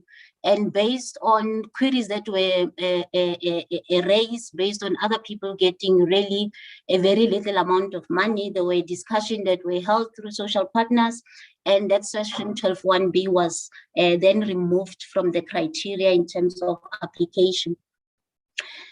And what we also picked up during the process was, though there was an agreement that we're going to request the bargaining council to apply on behalf of employers, from the application process, we were picking up duplication, that there were employers that were applying through the bargaining council, but again, submit their own individual application. So the amendment that came in the directive on the 30th of April clearly highlighted that if you are an employer that is under a bargaining council that has already signed an agreement with the UIF, you are not allowed to submit your own individual application. So there was an amendment that was made at the time. The other biggest challenge that we faced during the process or the application for this COVID benefit, when we started with the application, like I've indicated, the restriction was we are going to pay people that are already registered with the fund.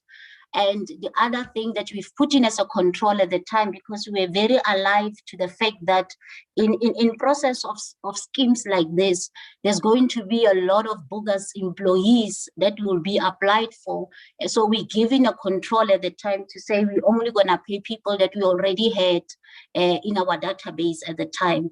So as a result, there were a number of employees that could not claim because the employers were not registered with the fund, because before the pandemic, we used to have a lot of non-compliance from the employers. So there were employees that were sitting within their pay slips. There will be UIF deduction that take place, but when they come and want to understand why they couldn't apply for benefit, only to find that their companies never registered with the fund, where actually the companies have been deducting the UIF, but the company never registered with fund.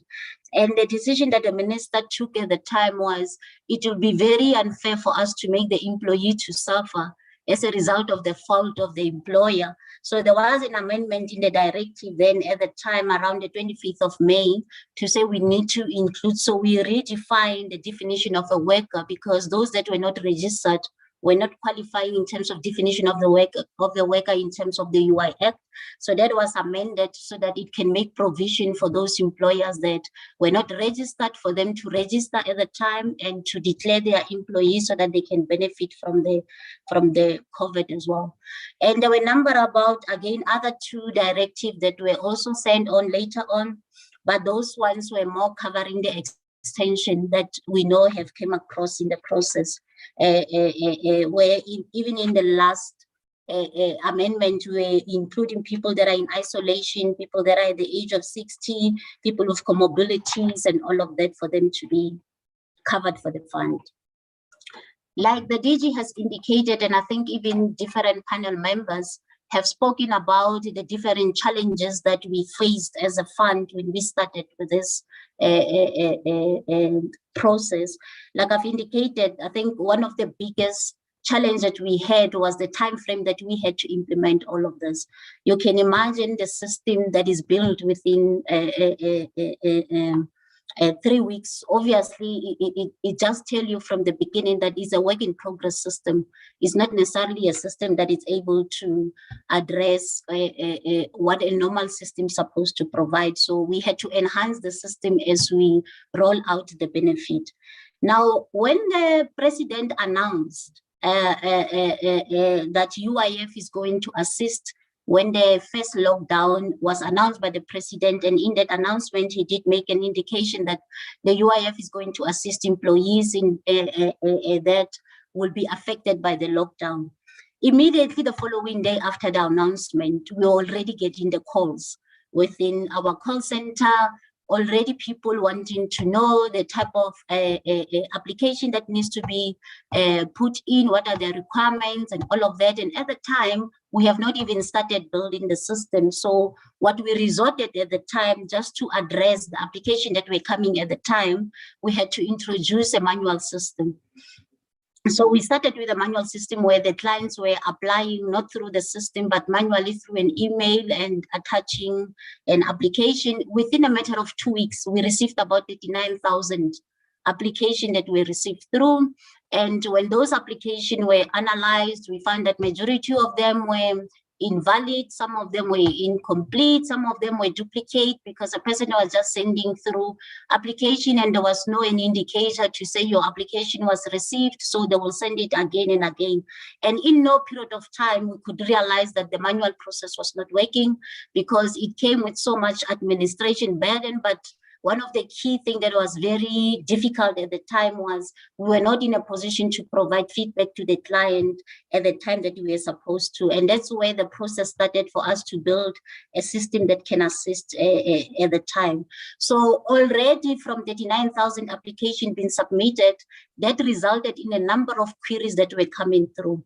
Our number in the call center went, our call center before the pandemic, we used to deal with an average of about 2,000 calls a day. The number increased to about 25,000.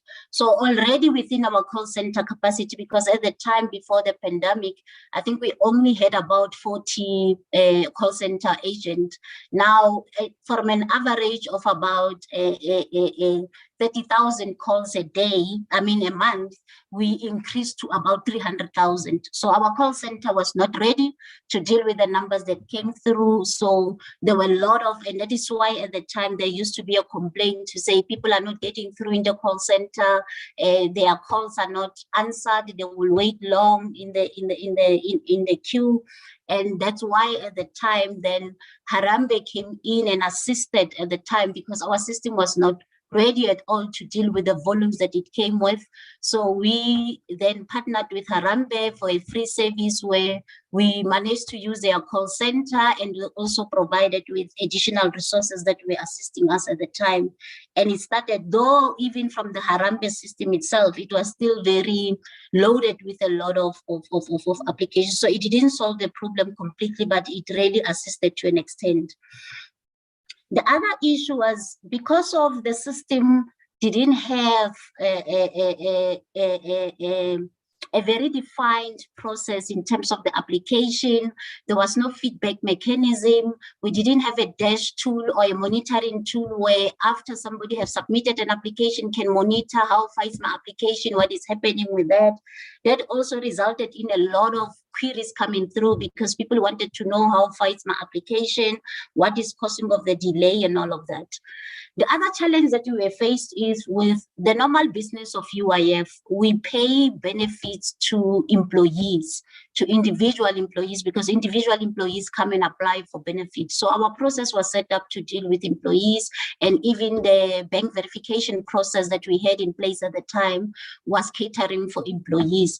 However, in terms of the new approach on this COVID benefit, we now had to pay employers, we have to pay the bargaining council. And because we never paid them before, so we didn't have a bank verification process that was already existent. I think what we could build with a short period of time that we had was to do the bank validation. But the bank verification that confirms to say this bank account belongs to this person and all of that, that process we build it as we move along. And that is why there was a bit of, at the beginning, there was a lot of delays on the bank validation and bank verification that need to have place. But through partnership with banks, they managed to really come on board and assist us. And that matter was really extended to the great degree. The other issue that was the biggest a problem that we faced with was the non-compliance by employers. Because one of the rules that we have put when we started for us to control fraud and make sure that we don't pay people that we don't know where they are coming from, we then put a control to say we're going to pay for people that were already in our database. But then what we picked up in that process, the system was pending so many applications. You will have a company that apply for 50 people. We only find 5 from our database, and the whole 45 was pending because they were not found in our database. So what then had to happen at the time, we had now to leave the application process and go and do the administration process, where now we had to deal with updating the declarations. And there were a huge number of the declaration that came through. And I think even our system of declaration was not ready to deal with the volumes that was coming in. So we end up having issues with the U-filing system based on the number of declaration that needed to be submitted at the time. Some were submitting through manual. We had to capture all those, and volumes were high. So the turnaround time in us responding on that was very a tedious one. And that's where majority of people were complaining at the time that they are sending their information, but it's not updated in the system.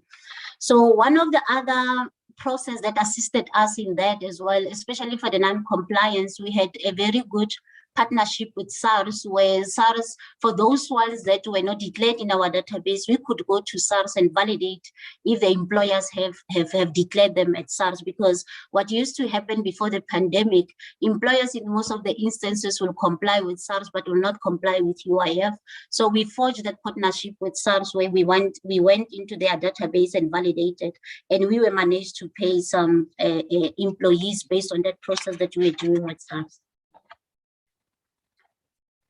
In terms of the other challenge that we were faced with at the time was, we then, as we were picking up, and we started, our system started because of there were fraud cases that we started picking up on the system. So we started building in more control into the system. So majority of the control after the control were increased in the system. So there were a lot of validation that were taking place before an application can be processed. And that's where we also started seeing a lot of application being pended because they were not passing the validation rules that were put in the system. When we were doing the validation with Home Affairs, some of them, their IDs could not be picked by Home Affairs, and they will end up being pended on the system. And that's where majority of the queries were coming from, because all those that failed validation, the system could not be able to process them. But what we did at the time, because we were busy working on the system as much as we were processing, we were enhancing the system on the other side.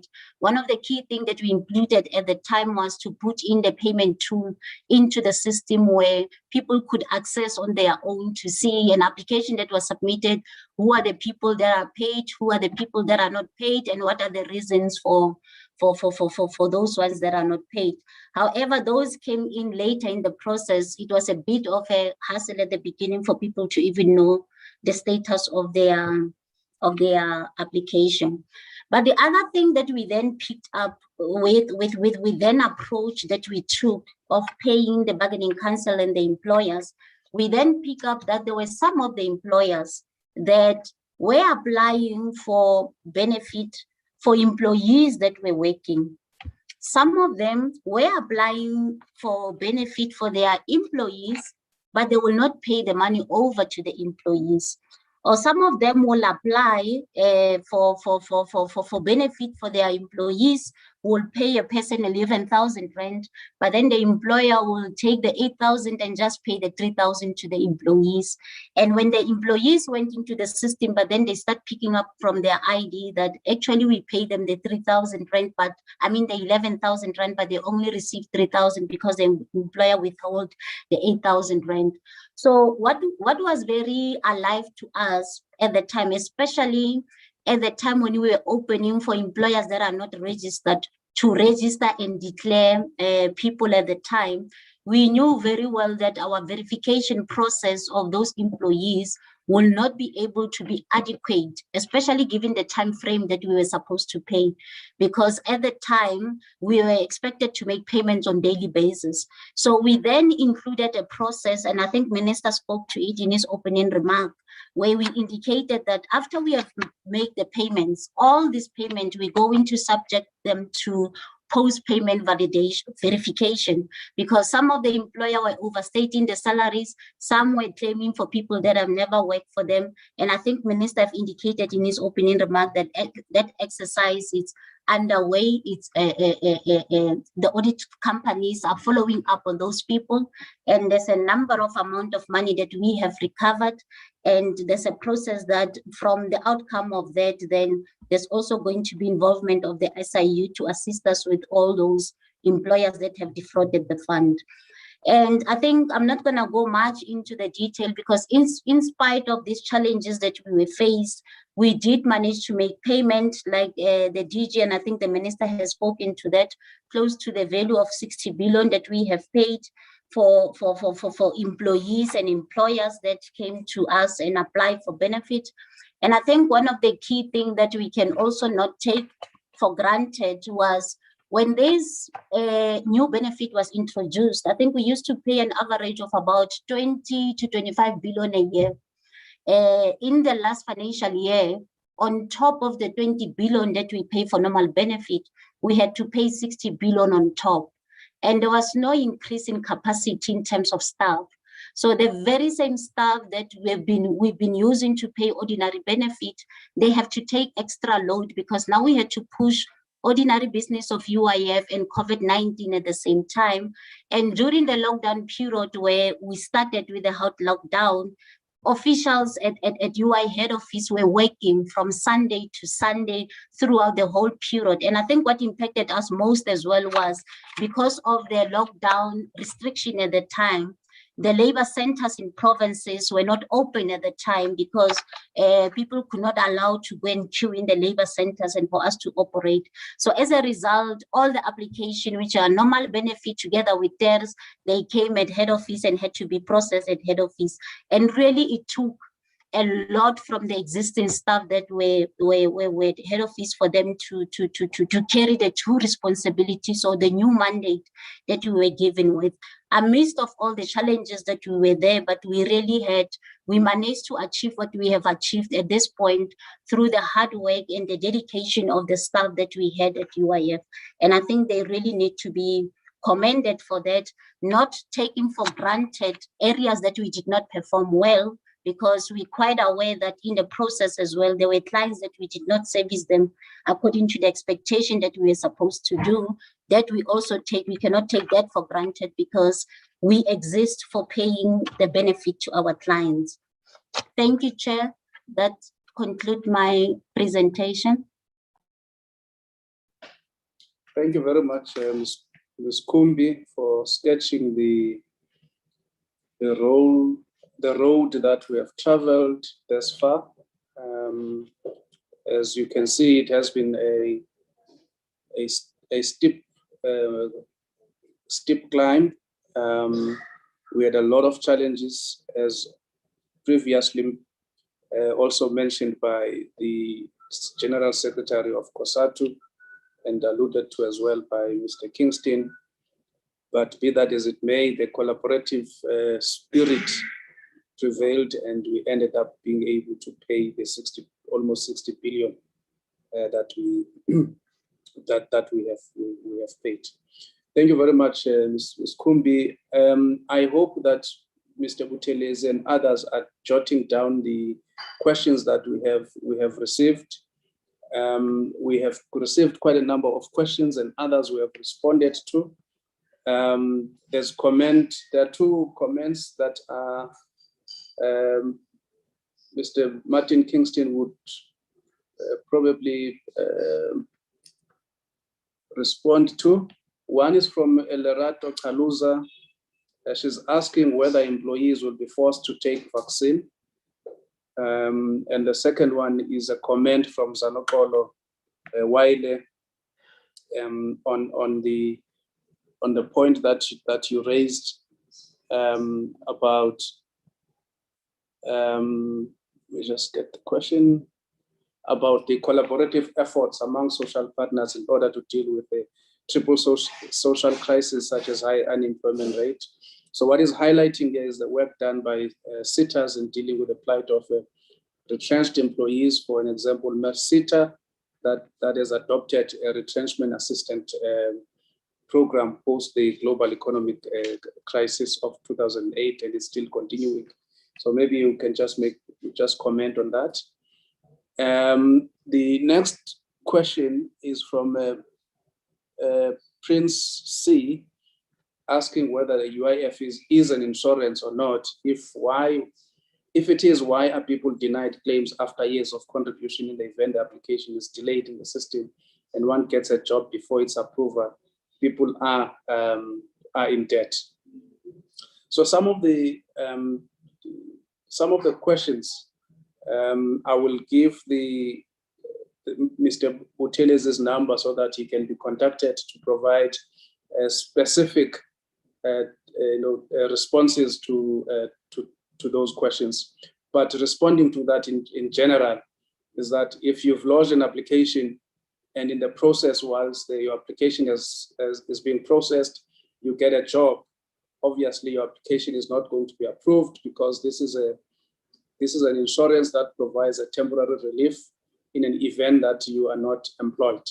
So as soon as you get employed, it's important that the employers notify the UIF that you have been employed through what we call declaration. And once that declaration reaches UIF, and if you had an application, you will not get the money because you are now employed. You don't need the temporary relief or assistance that you applied for. This one is for the Commissioner Mafata. I contracted COVID outside the workplace. Where do I claim my lost income for those 10 days that I was in isolation? So the next one is, Northwest Public Service COPTA. We have submitted our risk management plan to the Department of Employment and Labor. The acting chief director responsible couldn't even interpret the risk assessment process outlined in most directives issued by the department. I believe training for provincial coordinators and skilled inspectors, I was told there were no inspectors at all, should be provided. Thanks for that comment. Indeed, if the acting chief director didn't know anything about the risk management plans that were submitted to the department, it's cause for concern. And as you indicated, training always helps, but also he or she could have asked somebody who's from the Inspection and Enforcement Services to assist with the interpretation of the document, because we have areas of specialization in the department. So you'll have Inspection and Enforcement Services, and they were responsible for receiving their risk management plan. So I'll ask Mr. Kingston to start the response or comment, and then followed by, yes. DG, can I be the first, because I'm in an awkward position. I have to jump into something else. Oh yes, Minister, okay. Go ahead. Thank you. I just want to respond to Umtagwe Waile. Comrade Waile, we have said, as Department of Employment and Labor, we will be even-handed in protecting the workers regardless of your affiliation. And I've said that on engagement with social partners and constituencies, we should be inclusive. But there's clearly difficulty where labor or business are divided amongst themselves. This weakens the collective bargaining and the ability to present a strong and a united position. What we are seeing now is a lot of splinter unions emerging. And we must ask the questions, why? And we are seeing breakaways, and we need to ask ourselves why. Whilst we want to be inclusive, are we going to say every time there's a splinter federation or splinter union, they are going to demand representation on the table? And for instance, in Nedlach, we think that Nedlach is inclusive. It has 3 federations. There's one federation which is outside. It's not narrow. There is a criteria which was set up or set out and agreed by all parties who qualifies. Fortunately and unfortunately, the leadership of some of the federations who are outside was central in drafting those. To me, they were the principles. Are we, every time that there are other splinter groups emerging, going to have to change the criteria in order to accommodate the people who are outside? But clearly we need to engage together and even separately as to how best to address these principles of inclusivity, dealing also with the divisions whilst protecting the workers' rights and the conditions, especially at this time where the decent work principles are under attack. So we need to engage, to discuss appropriate forums and ways of working which will promote the broader participation and inclusion. But I want to throw it to the trade union movement as a whole. What is the issue of these splinter groups? What is it reflecting? Splinter groups in the different unions, in the federations, what is it reflecting? How do we respond? And this is a matter which I think the unions amongst themselves need to have a debate regardless of the ideology. That's how I would respond to this particular issue. I know that even business between BUSA and BBC, but I know that they've worked on a particular arrangement. But what we cannot do is to regress when we've been calling unity, when we've been calling collective voices in each and every sector. Then we regress, we go back. And I think that's a challenge which all leaders have to deal with. Thank you, DG.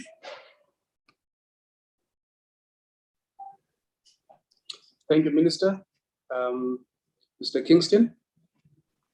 Well, thanks, DG. If I can just firstly comment on some of the observations the Minister has just made, because I think that they're highly pertinent. You know, we're never going to get full alignment and full agreement on everything. It would be nice if we did, but it actually doesn't matter.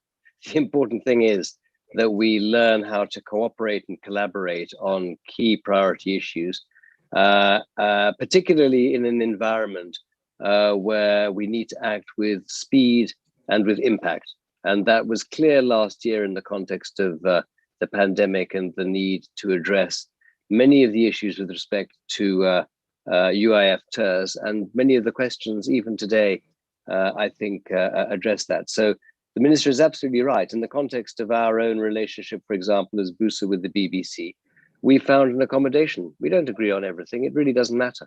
We don't agree on everything with Labour or indeed with the community. But I have to say that there is a much higher level of common ground, in particular because we recognize the need to act differently and to behave appropriately under the circumstances. We don't have the time to be debating things endlessly simply because we may have strongly entrenched ideological views. We need to respect other people's views and then find common ground. And I think that Nedlach has played an important role in that process. And so, by the way, has the department in the context of the position it occupies at Nedlach and outside. With respect to the two questions that were asked, if I may, the one from Zamatolo Waile on the seaters. Now, my own sense is that we have got very varied competence and capability amongst the various seaters. But what we do recognize and acknowledge is the need to reskill, particularly, but not only in the context of the pandemic. The number of people who've been rendered unemployed as a consequence, but adding to the many who were already in the ranks of the unemployed, and particularly, as Duma mentioned, the women and the youth. The level of women and youth unemployment is frankly a matter, it should be a matter of shame for each and every one of us and for the country as a whole. We need to address it with urgency. And business is completely committed to that. And the work that we're doing in the context of the Reconstruction and Recovery Plan, specifically, as I say, incorporates the commitments that were made in the context of the Job Summit, but reorientated and repositioned to acknowledge that we're operating in a different environment now and we need to use a slightly different lens.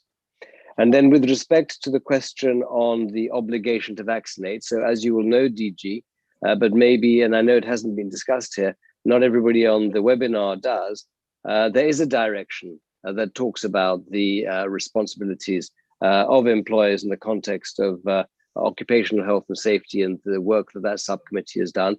I've been directly involved in that, but we have a team that's been working on it.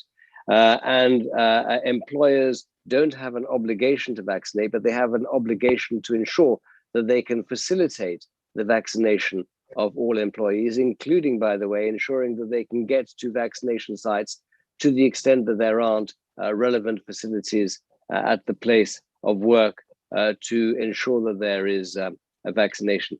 The other point that I think we've taken very seriously is the need to ensure that both with respect to registration and vaccination, there is maximum communication, not just within business, but at a national level, because there's still significant both disinformation and vaccine hesitancy.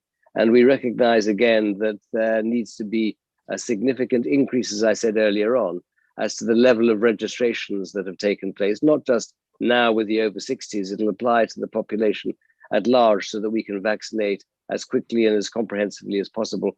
And employers have got a very significant role they both should and, in my opinion, must play in that respect. Thanks, DG. Thank you very much, Mr. Kingston.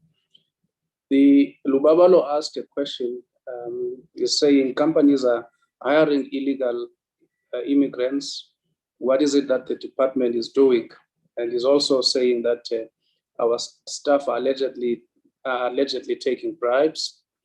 I can respond in two ways here, Lubabalo. One is that there's a dual responsibility that sits with the Department of Home Affairs. It's a responsibility of Home Affairs to see to it that people that are in the country legally. And our responsibility as a department is that everybody who's employed, whether foreign or South African, enjoys the same employment rights that are provided for in the Labor Relations and the basic conditions of employment Act. What is it that we're doing to deal with the issue of immigrants, employment of foreign nationals? We're currently in the process of developing an employment policy that will empower the minister to look at issues of where foreign nationals can be employed, or whether we can come up with sectorial quotas that will limit the or regulate the employment of foreign nationals in those sectors. We're almost at an advanced stage. Of course, it will have to go through Nedlach so that it can be debated and discussed by all the social partners. With regards to staff that allegedly be taking bribes, this is a question that is often thrown at us. Now, I have a standard response to this, that whilst we abhor any fraud, any bribes that our staff are most probably taking, we have never been provided with any evidence to prove that indeed our staff are taking bribes. So I would really like to appeal to anybody who has evidence that our officials are taking bribes to bring that forward so that we can deal with it. We don't want to keep officials that do not subscribe to the values that we uphold as this organization. I want to assure Thabiso Selai that we've taken your number. We will allocate somebody to talk to you with regard to the issues that you raised. Kaleng Mufukeng, we also appreciate that you've sent us an email. We will contact you on that email. Also, Kuala M, you also forwarded us your number, your landline number. We will call you on that number. I don't know if there are questions that we haven't responded to. If we have, please post so that we get to know that there are questions that we have not responded to. Our interaction with you does not only end here. You have other avenues where you can contact us. So that brings to an end the question and answer session.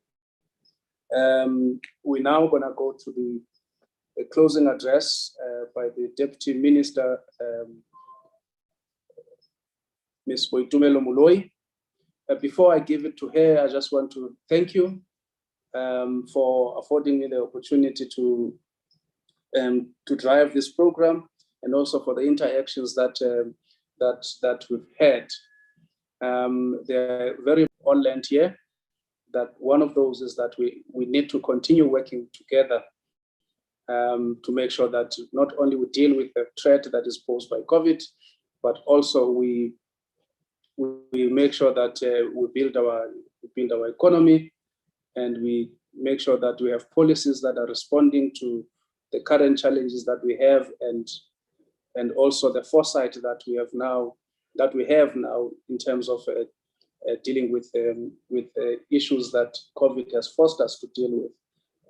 The number of, as I indicated, valuable comments that were made, including restructuring our social security entities, and also the policies that we have to make sure that they cater for the bigger pool of people that we were unable to assist during this period of COVID, but also relook at the benefits that we are offering, so that what we're offering becomes a meaningful contribution from the state that will sustain an individual.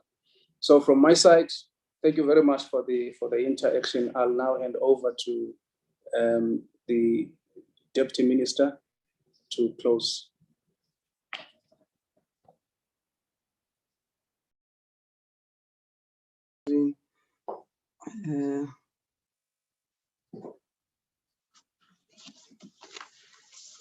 Thank you very much, DG, our moderator for today, for this webinar. Thank you so much for this opportunity to conclude this session.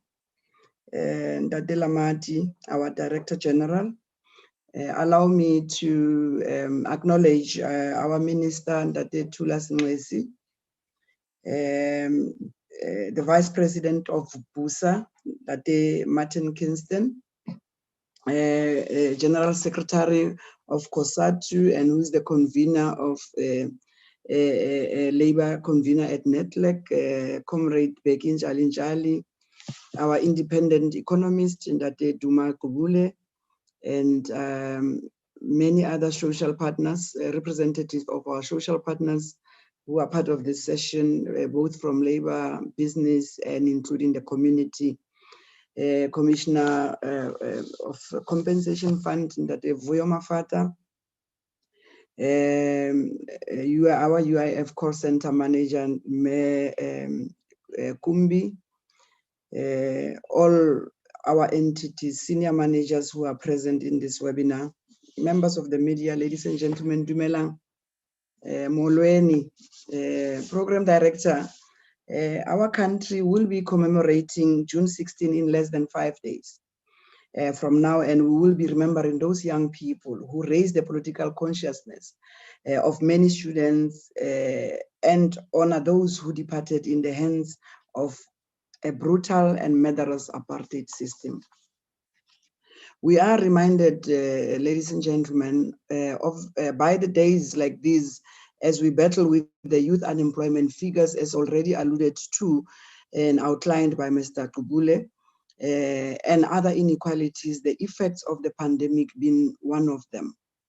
Young people are getting impatient with the government, and I'm sure you are all aware of that by now.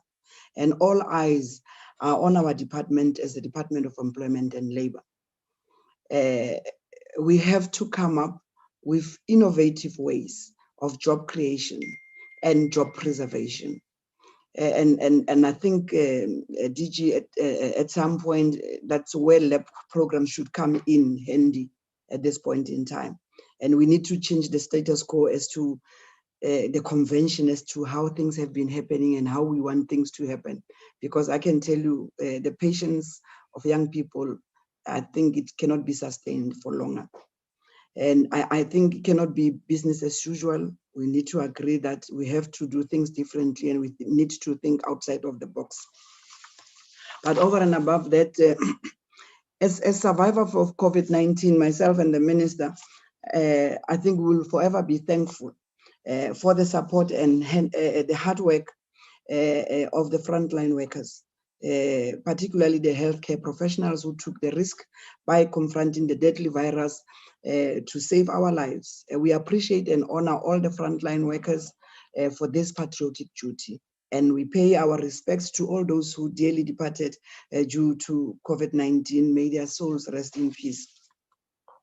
Program Director, we meet here today, I think, with our social partners and stakeholders on this webinar platform to share with the country and the world all the government interventions, working together with our social partners, which mitigated for some of the effects of the pandemic and lockdowns, as the minister has already mentioned. We do this to demonstrate to South Africans and the world, as well as our stakeholders, all our interventions that protected the workers and preserved jobs in the era of COVID-19 pandemic.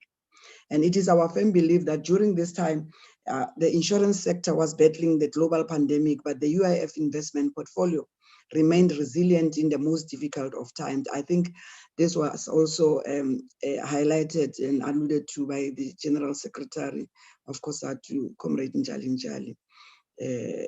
We had to turn to the UIF portfolio to save the country's crisis in unprecedented times, because it is only in times like this that we went to the ones we trust. And I'm sure the ones we trust is the UIF in this instance. I must say that we can only be proud, Minister and DG, and our social partners and colleagues, that we were able to make some strides and considerable achievements, even in the wake of the unprecedented reduced budgets as the pandemic and economic trends adversely impacted government revenues. We can talk about all the negative publicity, but the UIF showed up the strength of its investment portfolio during tough times. And this is a very commendable effort, not only for the department, but for the country as a whole. And it is indeed a patriotic duty. I know that I speak on behalf of those less fortunate in society, the beneficiaries of our services whose voices is never loud enough to be heard. When I say that with benefits of hindsight, I'm still battling to see through this crisis without the UIF interventions. So we are where we are now, safer as a country with some jobs preserved and the lives saved because of the UIF. So I want to thank you to this. I say thank you to this most criticized but trusted ally in the UIF, that we were able to live up to our commitment to save the lives of our people and preserve jobs. And going forward, Minister and colleagues, it will be important to create platforms such as this for our beneficiaries, the disenfranchised and in our society whose lives were saved by our interventions, the workers whose jobs were preserved, the employers who benefited from COVID tears, and the health and safety committees, which continue to be our partners in compliance monitoring. And this will add more, my apologies. This will add more voices and convey meaningful messages and demonstrate the worth of our work. On behalf of our Department of Employment and Labor, the UIF Compensation Fund, and all our entities, I want to thank you for all the refreshing presentation you have all made. You will agree with me, Minister Ndiji, that having been to Scopa and back several times, a platform such as this, one was very refreshing, and I think we need to, from time to time, continue to keep our country abreast of developments and the decisions and that we are continue to take as the Department of Employment and Labor. And I want to specifically thank the Minister for setting the tone in this webinar and outlining the work that we have done at all times during and post COVID. Post the lockdowns themselves. I want to also thank the Vice President of BUSA, Mr. Kinston, for the participation, your participation over and above, having to outline the work that we have been doing as business, as our partner at Nedlach, COSATU General Secretary, and the Comrade Begin Jalinjali, for always being firm in his beliefs, steadfast as always, and telling it like it is. And I think he's always keeping us to our toes, and we think we like that, and we want to thank him once more for having participated here today. And we want to take this opportunity also to thank Ndade Duma Kubule, our independent economist, for putting it and emphasizing all what we know about our economy currently, where we are in terms of the statistics. And we want to thank him, having struggled to log in due to load shedding. But thank you so much for participating. Our commissioner, Ndade Vuyo Mafata, as always, we are in this together. Rekaufela, thank you so much for explaining that which you normally explain. I think I now understand compensation fund, because you always explain the same thing all over and over again, and so that our people can understand better and clearly. And that Mekumbi, for being very deliberate in your explanation, in overemphasizing what we are going through as a entity of our department. Thank you so much. And I want to take also this opportunity to thank our DG, and Ndade Tobile Lamati, for steering the ship. I think you did it without any hiccups, and I think this is like meant for you. You were always on point, and you moderated this whole webinar with enthusiasm, and I think even our participants who have managed to log in were able to grasp even that information that might not necessarily be readily available. But I think I have to thank you, because normally people like you who chairs or who facilitate sessions, we don't thank them enough, but you did it with I thank you so much heartily. But thank you also for empowering our work. And I wish also to mention that this is the only new normal we have to deal with, and there will never be any other new normal post this pandemic. So I wish to say to all of us, please stay safe. Wash your hands always, frequently, sanitize, keep social distance and physical distance if possible. Stay home if you have nothing fundamental to do outside of your home, and keep well, keep safe, and take care of your kids and grandkids at home. Thank you so much for your audience. Thank you very much, DM. A thanker must be thanked as well. So thank you very much for closing remarks. Thank you so much to everybody. The session is now over. Have a wonderful weekend.